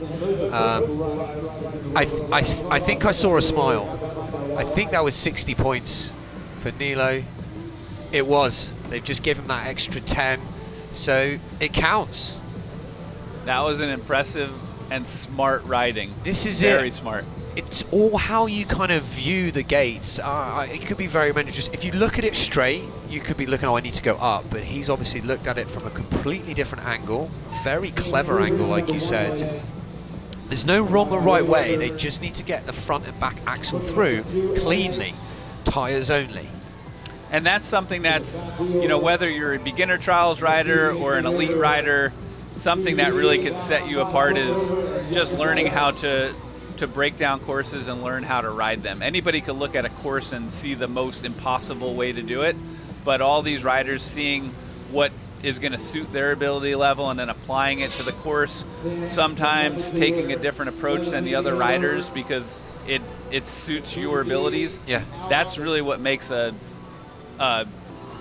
good trials rider a great trials rider. Yeah. So this is like 6 foot up. No getting into that hook position, and he cannot use the rock on the floor. It's hard to see, but there is some white tape there. Yep.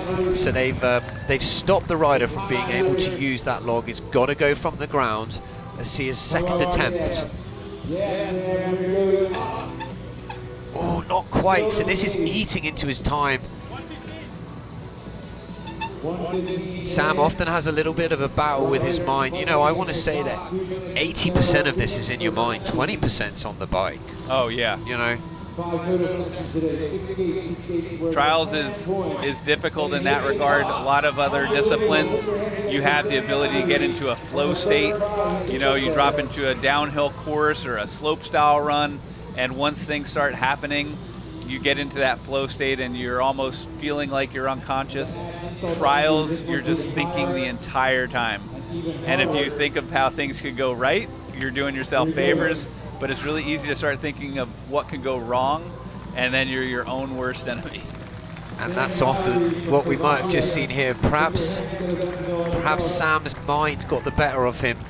I know he can sometimes, it can knock your flow, right? You make one mistake, look, didn't quite get enough on there, just called it, and I mean now they're really in the heat. The first two sections we've been in the shade. But like, look at, he's standing next to that telephone pole. It's over his shoulders, and the only thing he has to help him get up that is about a 12-inch cement block on the ground, and then he needs to go to front tire Yeah, and then and to the commit back. to it, and then go to his back tire and drop to the ground. Yeah. Yeah, these certainly no commitment issues with these riders. Right. They're riding like it's their last day on Earth. So great start from Eloi Palau for Spain. It's a good angle here. You can see so really using the front wheel, and you just see where he's gapping to. Huge gap to a telephone pole, staying on the pole. Staying on the pole. Oh, he did it. So good from Eloi so far. Yeah, this is a much better ride from Eloi than previously. Now this is the Alloy, you know. Yeah, this Okay. is it. This is the world champion I've seen before. Looking a bit more comfortable. Getting it first try, that's what he needs to do. Because he's the only 20-inch rider with an aluminium bike. The others are on carbon. You know, I And don't that's know. on a Comas, right? It's a Comas aluminium. He's got a carbon fork, but it's an aluminium frame. Again, there's no real advantage here. I mean, you know, I would say aluminium, you've got a little bit more give. Oh, it's got to go for a second. Because carbon's really stiff. Yeah. So your body's going to take all of that impact. You even had shocks back when you rode, Jeff, so... We had shocks, downhill pants. Look at that. Great swap from Eloi. You see the height. The cameraman's going to go underneath. It's just incredible. I love the no commitment issues there. I feel like he's ready to take out a 29% APR car loan. No commitment issues there. I think, and if Eloi's girlfriend's watching, I think she's pretty happy too. Yeah. He's committed. Oh, opting. There you go. Completely different approach for Niilo. 60 points, maximum score Beautiful for ride. Eloi Palau. Incredible ride there. He's definitely made up for some of the mistakes he had earlier. This is a great shot here. Look, bouncing, body weight forward, front wheel, couple of hops, back wheel, all happening so fast. And just look at the height. On this section. I absolutely love the cameraman going underneath. Yeah, that was a great shot. So good ride. This is the first Spanish rider in the final. Now we'll have Alejandro Montalvo representing that rainbow jersey. As you can see, he's the current world champion from 2025 in Riyadh. I was there in Riyadh with the riders too, and it was even hotter than here. Really? Yeah. Is that possible? Yeah, it's basically in the desert in Saudi Arabia, which was insane. But they had these crazy, like, weird fans around, and you know they were trying to cool the riders down, but not here. So let's see how Alejandro does. Look, to the Gate rim. one super smooth. Gate super narrow. Is he going to gap and stay on the log? Ooh, that was nearly a slip of the back wheel.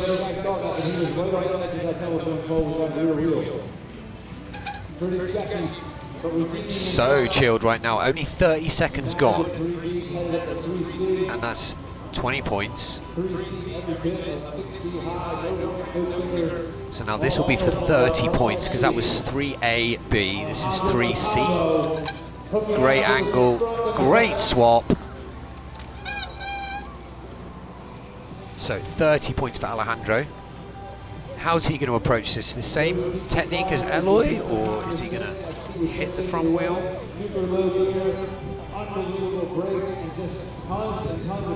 Let's see. He knows he's got time. Look, he's breathing. He's taking a chill pill right now. Yeah, he has close to a minute for 2 more gates. So nice. So similar again onto 5A. That's 5A. He's got a gap through to this big one here to get the points. Boom. Another 10 points, 50 points. Now the last gate on the Mobile One oil tanker.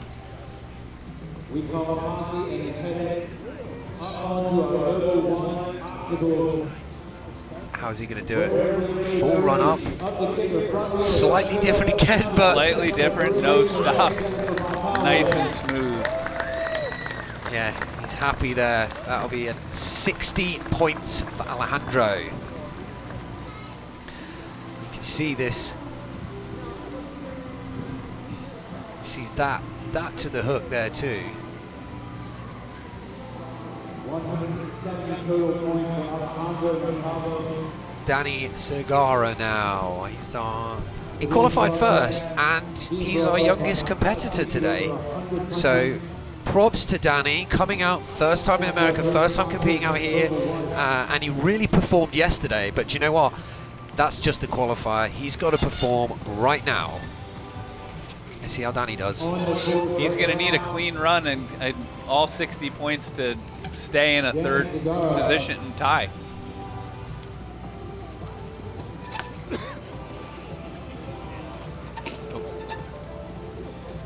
So he didn't quite hold it on the back wheel, so I wonder what he's going to do. Is he going to take... He needs to do this, that exact move I think again. that's your best bet. If you're going to get up that next gate, your best bet is going to be to stay up high. He needs to gap to that telephone pole. So holding it, gapping to it, yes! They're lucky to have that, just that little bit of rock there for a correction hop too. Nice, so that'll be 3A, 3B. Now this next gate he's approaching up to, yeah, this is 3C. This will be for 30 points. You can just see the height. The observer, look, it's taller than him. It's insane. And they just get up it like they have a ramp that's directly from the floor, right? And that's a vertical face. I know it looks like it could be a little deceiving. That is a completely vertical face and 6 feet. I'm really interested to see how this goes on the mountain bike. I think he's going to hit the front wheel and not hold it. Let's see. No, swaps really well. I was proved wrong. He went to pin the front wheel to swap to back wheel. 20 seconds left. So he's going to really have to keep moving. Yeah, he needs to press on now, Dani. Press on, get in the gap. So that's 50. All right, looking pretty good. So he could. So he's got 10 seconds to get this last 6th and final gate. Just almost hitting the cameraman. And he got it. Very nice from Dani Cegarra there for section number 3 on the 26-inch Comas aluminium bike. Look, yeah, tapping that front wheel. Getting really up close and personal with the cameraman. Yeah. Yeah, I feel like that's another obstacle they need to avoid, or at least the cameramen have to be pretty careful.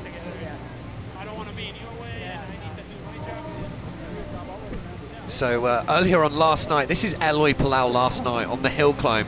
Jeff, you were there. Yeah, so this was the Bosch Hill Climb Challenge that they put together yesterday. It was organized by Bosch and Hans Ray, trials legend, and it was super challenging. It was awesome. It allowed amateurs and pros to all get out on the course together, but this was the winning run, and this was right at the end. So you make it to the top of this, and you completed the course. There weren't too many people that were able to do that last night, but it was a fun competition.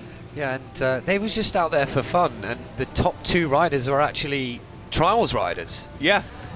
So what does that tell you about the technical side of that mountain biking? It was awesome. So the trials riders were the 2 fastest one, but we also saw Ryan Howard, freeride legend, Kyle Strait, freeride legend, make it through the course. Nat Ross, like an ultra endurance mountain biker, he was out there competing.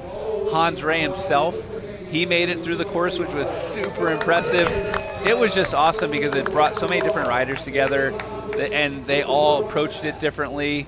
They all rode different bikes, and it was a really fun vibe last night. I wonder if it's the kind of format we might see every discipline come together, right? The BMXers, the dirt jumpers, the trials riders, that's kind of, I feel that's where we could really bring all of the cyclists together. So Sean Farrar now in section number 4, kicking us off. Now he's going ahead for that concrete like donut. That's a pretty big donut. That's a really huge donut. And he's got to get up and over that to get the next set of 10 points. Come on, Sean. And now this one is about 6 feet as tall, but unlike some of the other obstacles, what makes this one so challenging is it's really narrow and it's round. So these riders, 6 feet tall with a square edge and a vertical face, no problem. They could do that hook move. This one, it requires you to hit it with a little bit more speed, and there's nothing to hook your front tire on. So it actually makes it feel artificially even higher.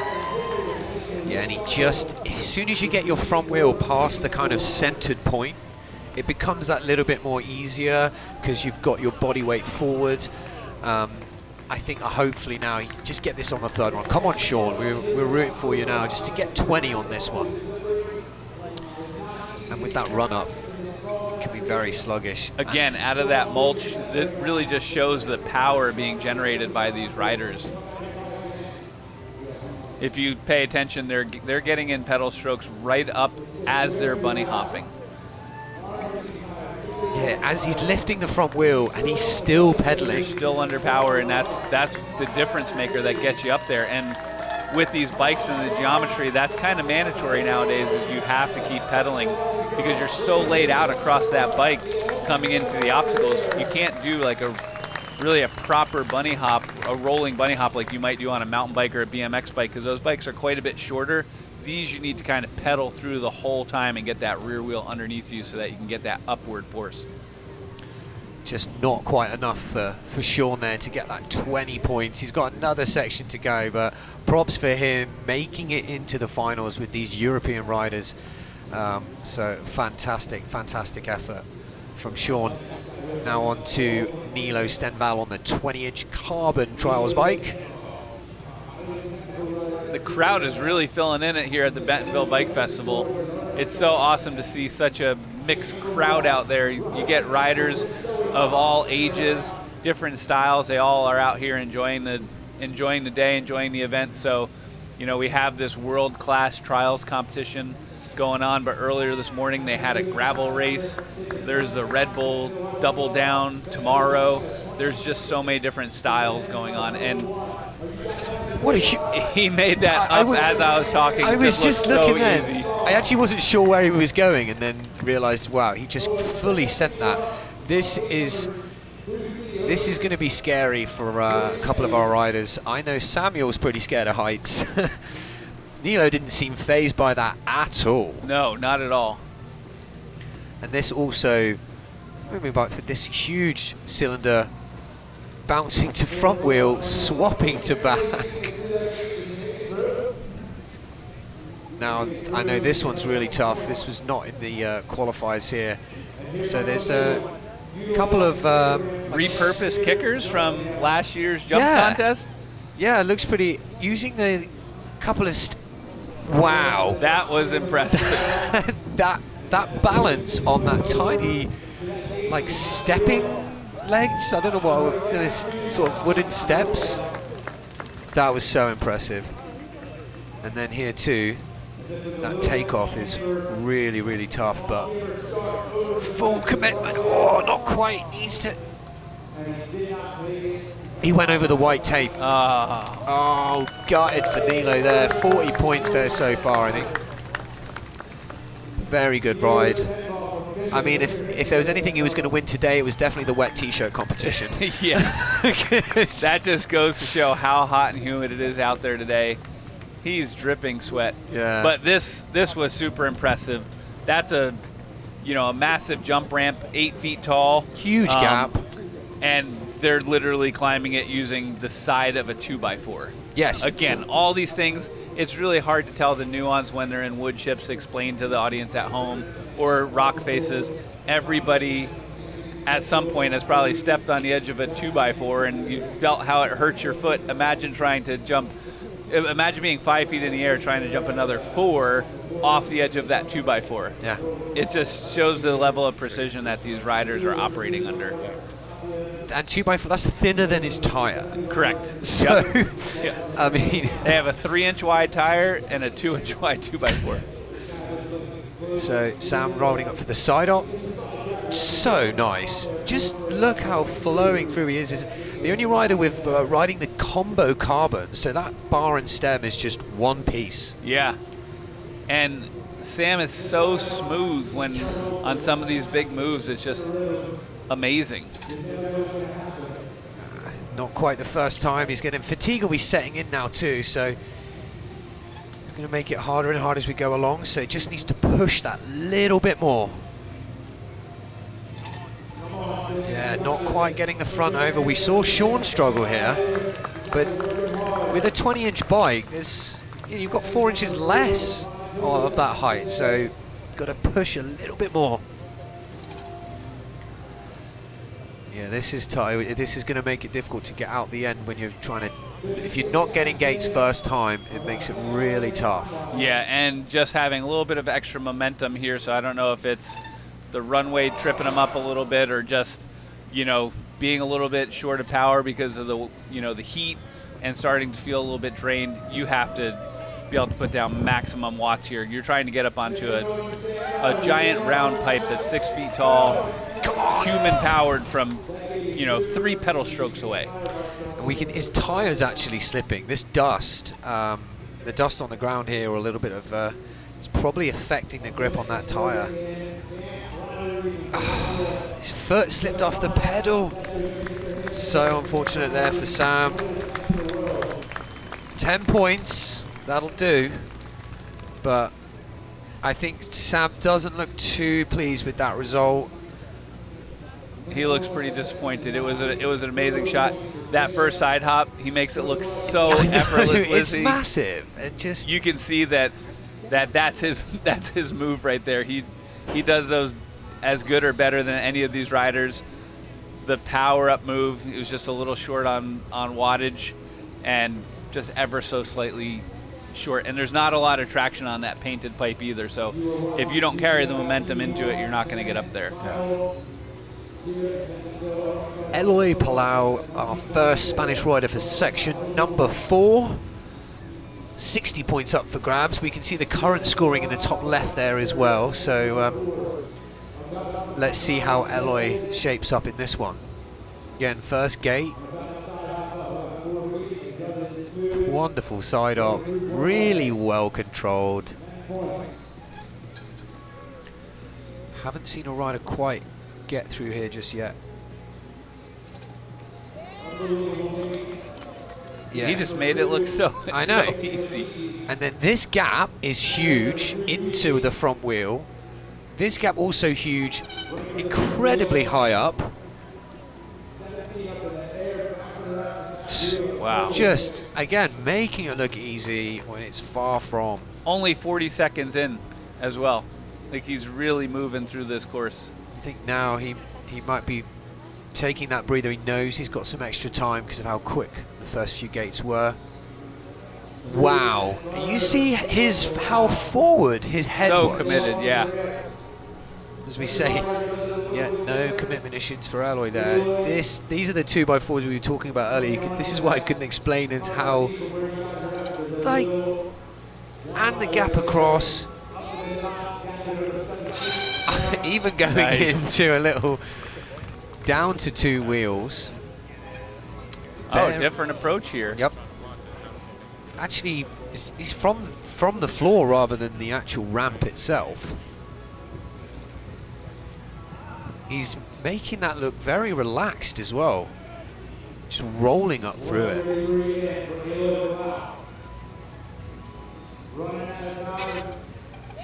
Nice. Nice. It's through, so it should be a 50. Yep. 7 seconds ago, so He's got the last gate. Is he going to get it? Out I of don't this know. last one, but Still going for it. so close. Real tough, but great ride from Eloi. Didn't quite get 60 there, so again, he should be happy with 50 points. 50 points was a solid ride on that course. Yeah. 2 riders left to go in section 4. You could see the bike was lower than the obstacle, and he's pulling it up. I wonder why I went to front wheel on that instead of a hook. I guess just confidence in that move. Yeah, huh? every rider is going to have what they feel best at, what they feel more confident at. And some of those moves to us don't make sense. Yeah. But if he's in his backyard, like training that constantly, he's going to say, well, that's what I'm good at. That's what I'm going to do. You know, you kind of stay within your wheelhouse, pun intended. Yeah. Yeah, no extra points for different approaches. As we say, it's black and white. You're through the gate or you're not. Alejandro Montalvo now.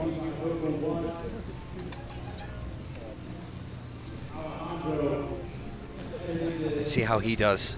We've had no 60 points yet in this section. Will we get a maximum score in section 4? Making that look easy.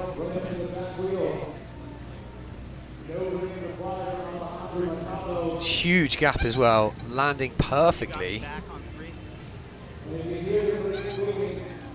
Even holding it on. Showing up. Yeah, just holding it on the front wheel. Nice little roll down, and this guy is. All right, if he can make it up onto this pipe, he'll be tied again points-wise for first place, and then anything else will help build that lead. This move is massive. Yes, really close to the top 3 as we can see. Only 10 points. Not getting it first time either. This is huge. And through the mulch. There you go. Yeah, it might be I huge, wonder if that second attempt's going to cost them, though, now by trying to get a 60-point score on this course. Yeah. Because we've seen the other riders move through pretty efficiently and still not have enough time. So let's see, we got 30 seconds left. So which side is he going to come from? So looks like similar. Same thing. Yeah, similar approach to Eloi. I think he's just going to probably try and roll that front wheel up and then pull the back through, making that look very, very easy. But so he's picking up the pace. He knows he's got 6 seconds. He's going to want to get that 64. I don't think it's going to happen. And that'll be time for Alejandro. Wow. First rider we've seen make it to the pipe just ran out of time, though. So yeah, we know it's possible. Yeah, they really have to be essentially make 0 mistakes in this section to even finish.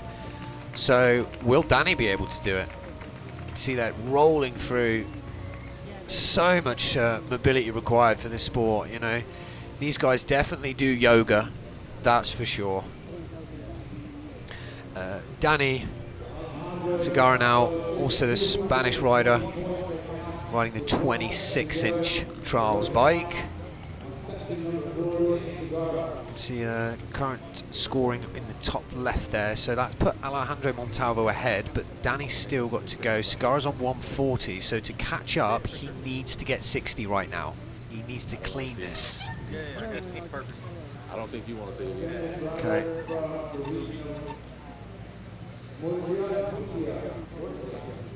He looks pretty locked in and focused right now. Yeah.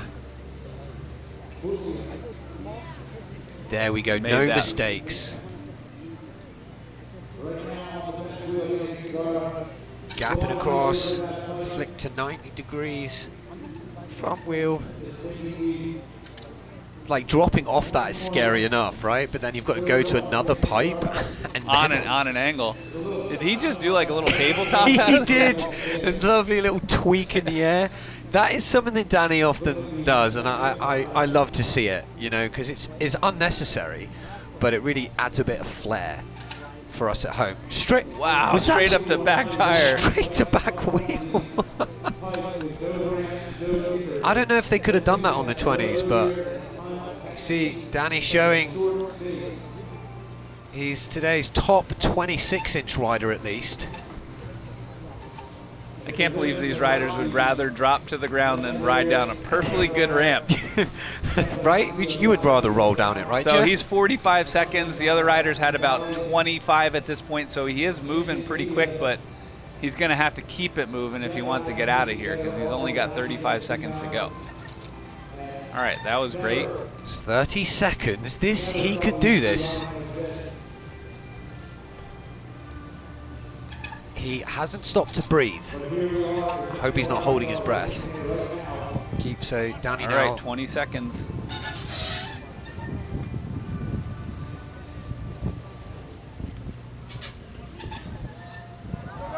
Oh. I think he's called it there. He's happy with 50. I mean, that'll put him in 3rd position. Or actually, there's 190. So Eloi Palau and Cegarra both on 190. So there's a bit of a battle for 3rd. It's all going to come down to this last course. And I mean, mathematically, it's anybody's ball game still. Yeah. A good ride or a bad ride from one of the riders, and you could shuffle that around quite a bit. I love that little kick out tabletop. He's Dani's known for a little bit of flair, I must say. Loves to put on a show. So one final section left. Someone could make a mistake. On that side of the mat. You know, someone's bike could break. It's still all to play for. This is live. This is unscripted. Anything can happen. Yep, and if section 3 was the quarry, this one is Lincoln Logs. Lincoln Logs. You ever play with Lincoln Logs as a kid? Yes. Tiddlywinks. Tiddlywinks. There we go. This is just all kinds of telephone poles. Not quite getting his front weight over the front wheel there. Needs to push a little bit more, but I'd say this is the 5th and final section. This one can always be the toughest, and in the heat. These riders must be exhausted. Go on, Sean. And he's through. Beautifully done. Getting through, got through gate number 1.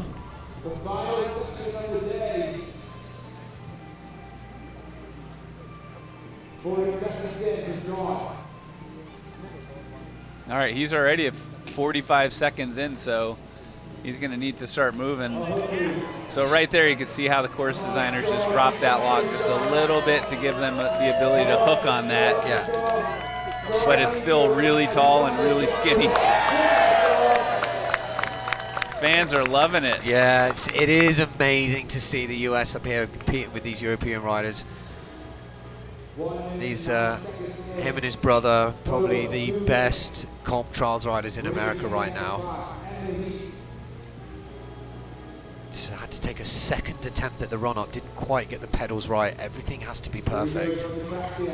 I think he hit his front wheel there on the way up, just to show how high it is. And Sean's a tall guy too, but there it is. Sean Farrar's ride of 2026. Crowd letting them know that they love it today. All right, only 5 riders to go. Let's see how this shakes out. Oh yeah, I'm excited. Great move there from Sean in that. Just showing that he can compete with these guys. And showing that the level here in the States is catching up. Yeah. And now something interesting we talked about it a lot watching the ladies, and even when the men started, that advantage of going first. That's huge early on, but right now that's a huge albatross around your neck. Knowing that you're going to go last and you get to see what everybody does, especially if they put in a great ride and get 40, 50, 60 points, and then you know you need to keep going, it really puts a ton of pressure on you. Yeah. So not only are you trying to ride these insanely technical courses, but then you have that weighing in the back of your mind because you've seen the other riders. So what's an advantage early on getting that last look? Now you kind of wish you could just get it over with and put the pressure on the other rider. So first attempt, he went for the rolling. There's a couple of names that are bam bam or front wheel tap. Didn't quite get it, so he went for the static move there. But he knows he needs to stay on the rock and go to the yellow flag just to the left-hand side of the screens there. Big gap to back wheel, there we go. Made it though. This is huge. Off that, and then he needs to get onto those, they're like railway sleepers, you call them here still, yeah. Got to get up to there too, but not a problem for Niilo. So now getting up to this huge block on the right-hand side. The takeoff as well. Absolutely no problem. We're just here. Still kind of speechless, but 30 seconds left to go. This is a good run from Niilo. Now this gate just ahead of him, there's white tape either side of the logs there. You can just see how thin the gate's going to be. He's through. He made it. Nice. That was awesome. Yeah, just.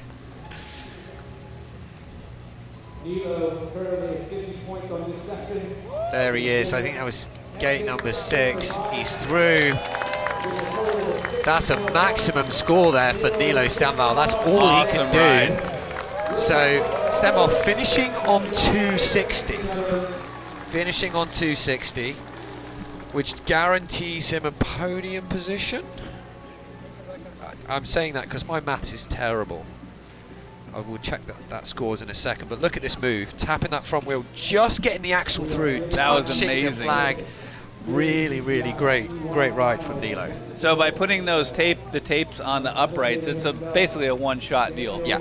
You're either making it or you're out. You can't get one of those correction hops and take another go at it. Samuel Hlavaty now, so not quite there. He can't put himself on the podium, but he's still going to give it his best shot. We know he will. A proud Slovakian rider. One of the smoothest riders we've had here this weekend. So 10 points so far. He's put him into the triple digits, but even if he gets 60 now, he's not quite. So he just wants to prove to him and himself. Ooh. He's got a 5. He got a 5. Didn't quite get through the gate correctly, but Samuel Hlavaty there. Incredible rider. I think he's just happy to be here. He always is.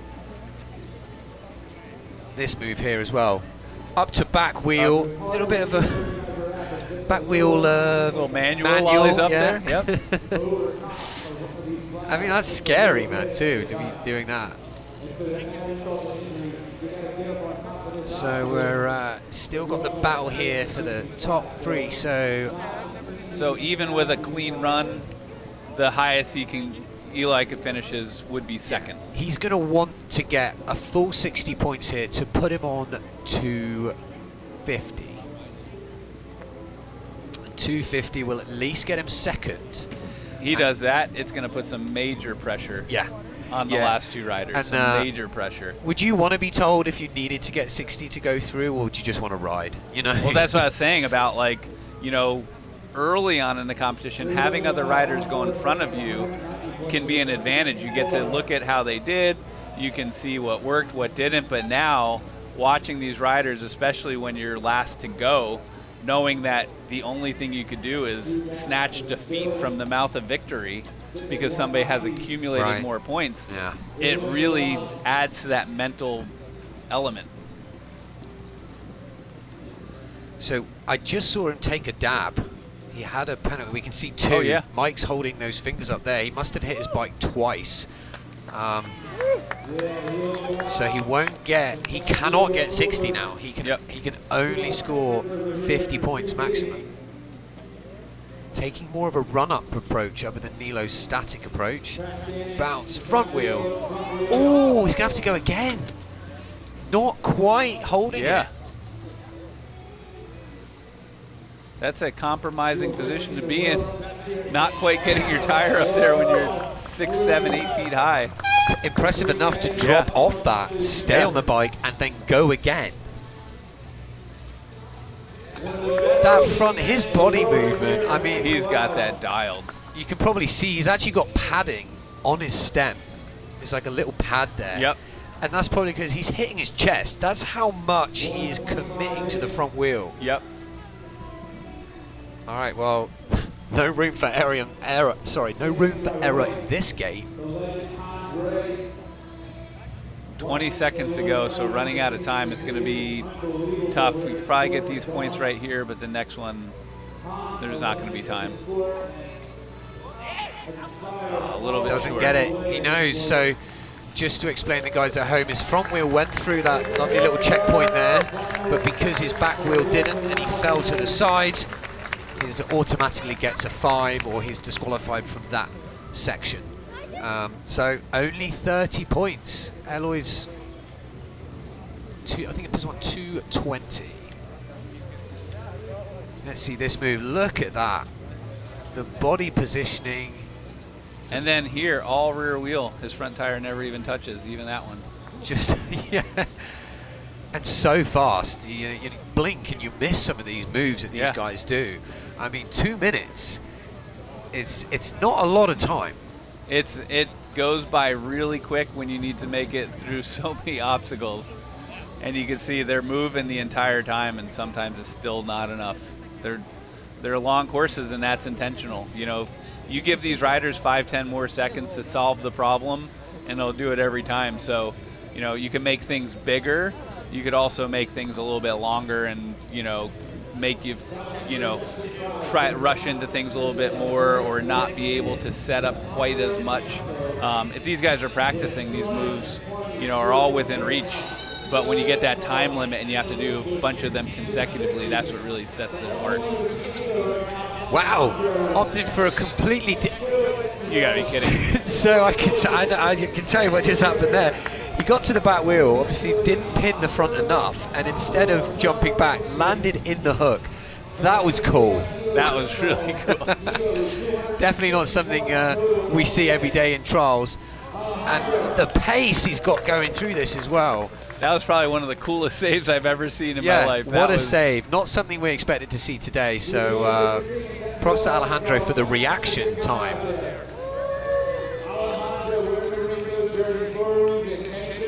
Here we go. The current world champion. Absolutely so chilled. Absolutely chilled right now. I mean... All right, 10 more points away from a first place tie. But he could potentially get as high as 280. And a minute through, 30 points through, this is pretty good. Now that, you might not he just hooked that. This really thin, he made that harder for himself. Yeah. I don't know why he made it harder for himself. Maybe he's proving something to him. Ooh, a different approach. A completely different approach now. So, that was just avoided tight. the whole. I mean, I guess that was pretty smart, because the other one, had he messed that up, he did have 25 seconds on the clock. He could have gotten another crack at it, whereas the other one is a kind of do or die scenario. But looks like he wasn't trying to take any prisoners today, because that was a perfect 60-point run. Absolutely not. And at least guaranteeing a tie for first. Yes, so we can see now Alejandro will be today's winner. The next rider, Dani Garcia, can't catch up. This move here is just super, super relaxed. Perfectly placed in the front wheel. The back wheel follows and just plants it, just holding it there.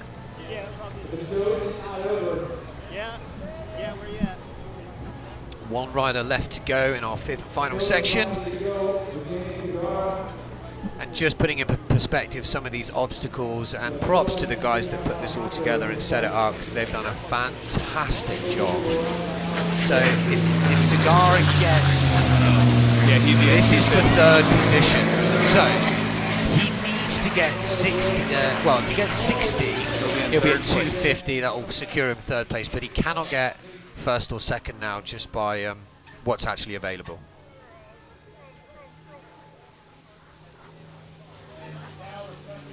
Gapping to the hook there as well. Let's see how the 26-inch rider does.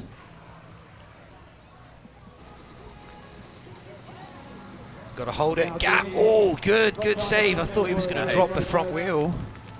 That was amazing control. Instead of a hop, he just fell into that pivot, kept his composure, and made that gap. Ooh, taking a dab, so can't get the 60, can only get 50 points. Will it be enough to get him on today's podium? So opted, just that takeoff, super tricky. The rounded And don't forget, logs. the Red Bull Double Down tomorrow.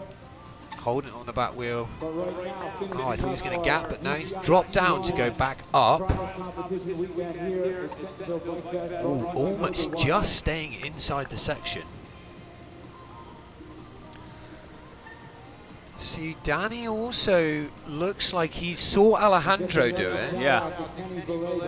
He's doing the same thing. Made it look like a piece of cake. Yeah, right? Not sleeping much to put this one on. Just, you know, flowing that front wheel through, allowing the momentum to take him through the gate. Back wheel there, he's just got to get up and over. Pretty well so far. Because this move is for third place right here. Dani Cegarra finishing up section number 5 right now. He's there, so He's done it. I think he's got it. He's at 40.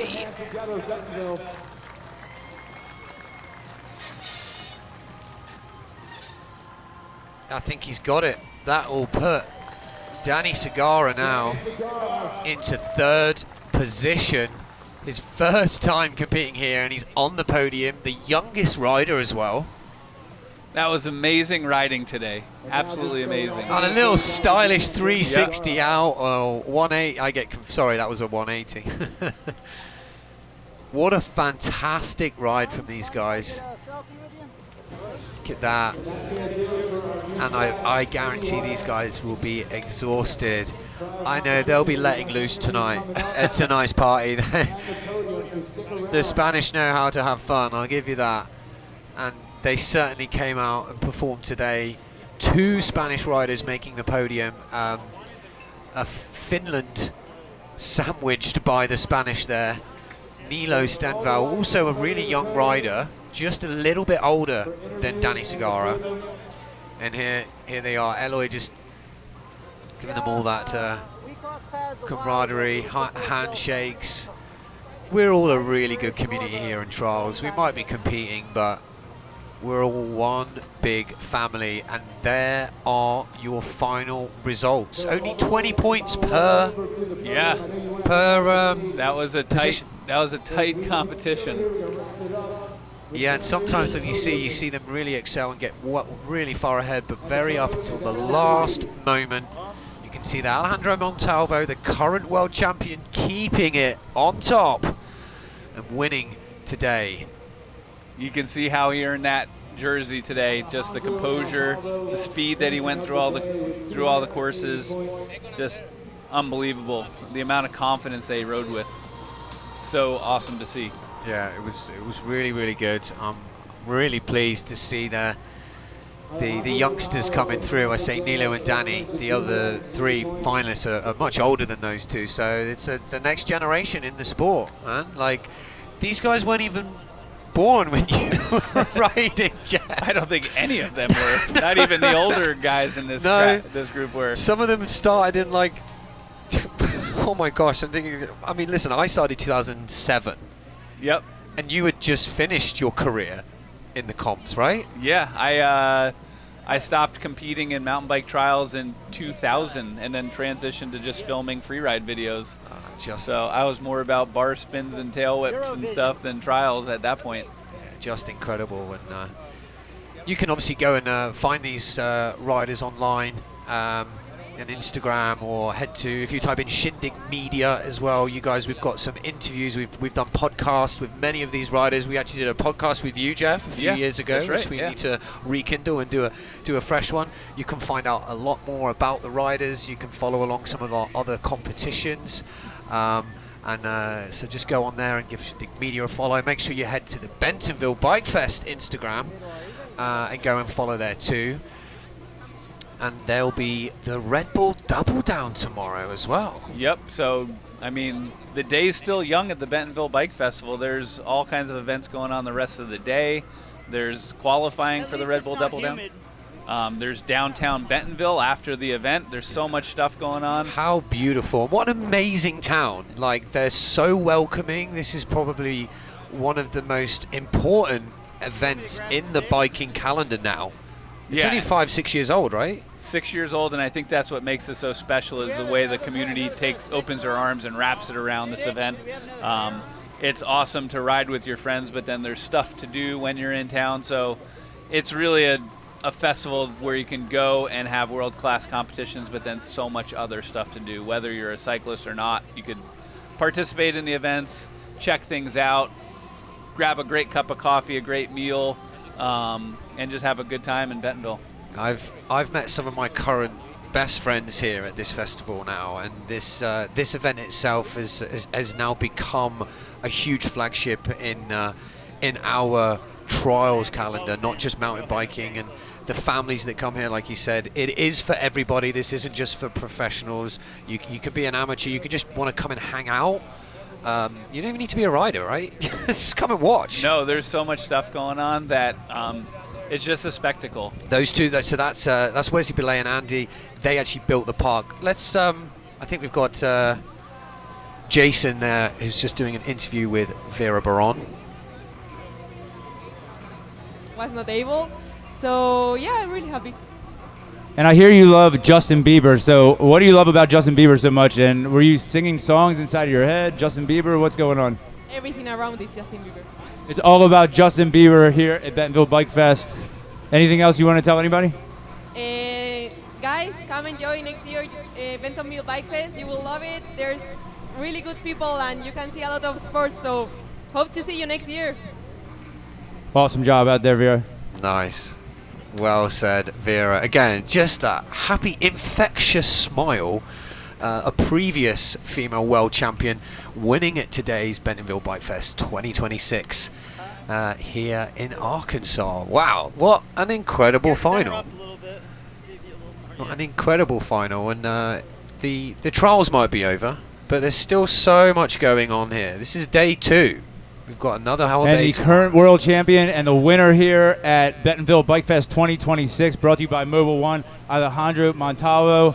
What do you have to say? What do you think about the courses, the heat, anything else? Yeah, I'm very happy to take the win here. Finally, it took me a few times some tries to get it. I'm very happy. The track was very nice. The session was very good. I enjoyed it a lot. It was very warm for us, but yeah, I think it's something more to be happy now to take the win here. So yeah, I want to thank the organization, Kenya, and the Bentonville Bike Fest for such a great event. And what are you going to do after this? What are you going to do tonight? What are you going to do? Well, we would like to enjoy a little more the festival. Before we were focused on the session, on the competition, and now we can be a bit more relaxed and enjoy all the things that are happening, because yeah, the event is awesome. How many times have you been coming to Bentonville Bike Fest? How many times have you been here? This is my 5th time. 5 times. Do you like it here in Bentonville? Yeah, every time it's getting better. Yeah, it's awesome. For me, honestly, one of the best events of the year. So always when it's come the date, I can't wait, to be honest. So the winner here today and our current world champion, Alejandro Montalvo, 2026 Bentonville Bike Fest, brought to you by Mobile One. Wow, yeah. You see there, what an amazing time. Jeff, I feel blessed to have been able to sat with you here today to hang out and do like full circle. I used to watch you years when I was a kid, and now we're sat here. What an epic event. It was an amazing day watching all these competitors. The event is just getting started. We're only halfway through, so there's stuff for the rest of the weekend. It's going to be a great time. I'd encourage anybody listening or watching on TV, streaming somewhere around the world, try to make it out to the Bentonville Bike Festival. You won't be disappointed. Yeah, you have to come. And if you couldn't come this year, you've got to come next year. I'll be coming back, Jeff. I know you'll be, right? I'll be back. Yeah, so don't forget to go and check that out online. We're going to go to some of the highlights here. Thanks very much, Jeff. Thank you all for watching. I've been Matt Pengelly, and thank you, Jeff Lenosky. We'll see you all next time. Cheers.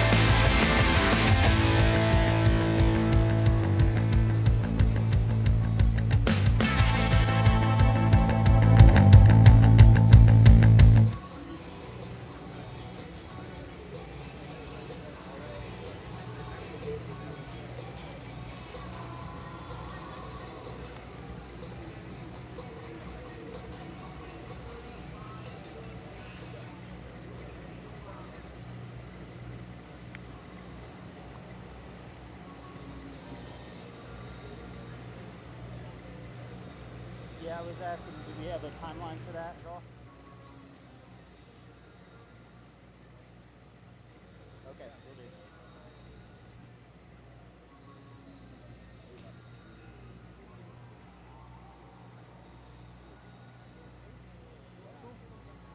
Well, no, but there was only loose ends and you were trying,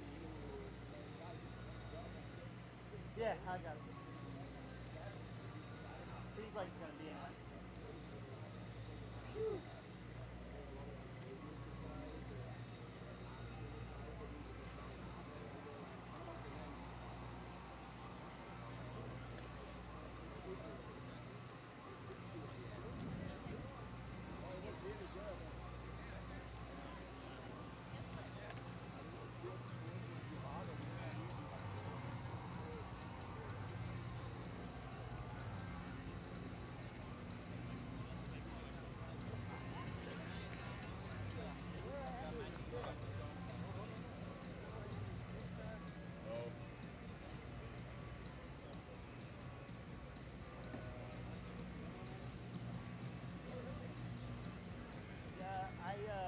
My first bike was a GT Serato, 1995. They had little something to do with you.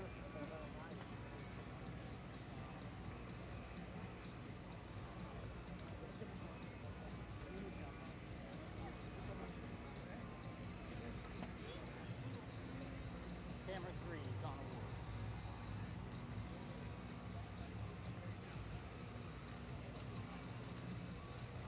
Right. I know, it's wild.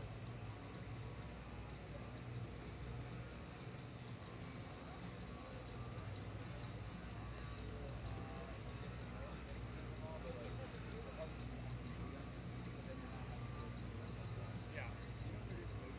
That's exactly what I was going to ask you. Because he said podium and interviews, but then he just did interviews.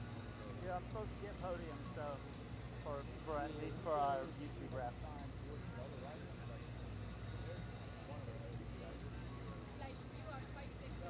Who are the top three?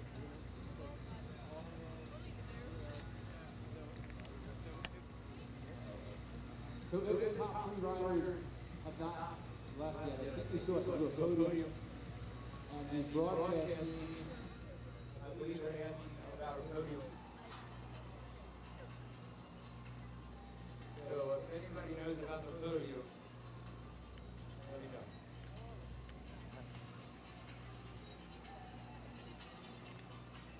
See Hans Ray. At first I was like, I know that guy. I know that guy. And in my head, I'm like, is he a rep? Yeah, you do. But I think it's like, Wesley was like, originally Mike said there's just like wanders in like the end and like, it's like Bob Roll, yeah. the same way. The first time I saw Bob with his beard, I was shocked too. He like wandered into a bike thing. I'm like, who's this guy?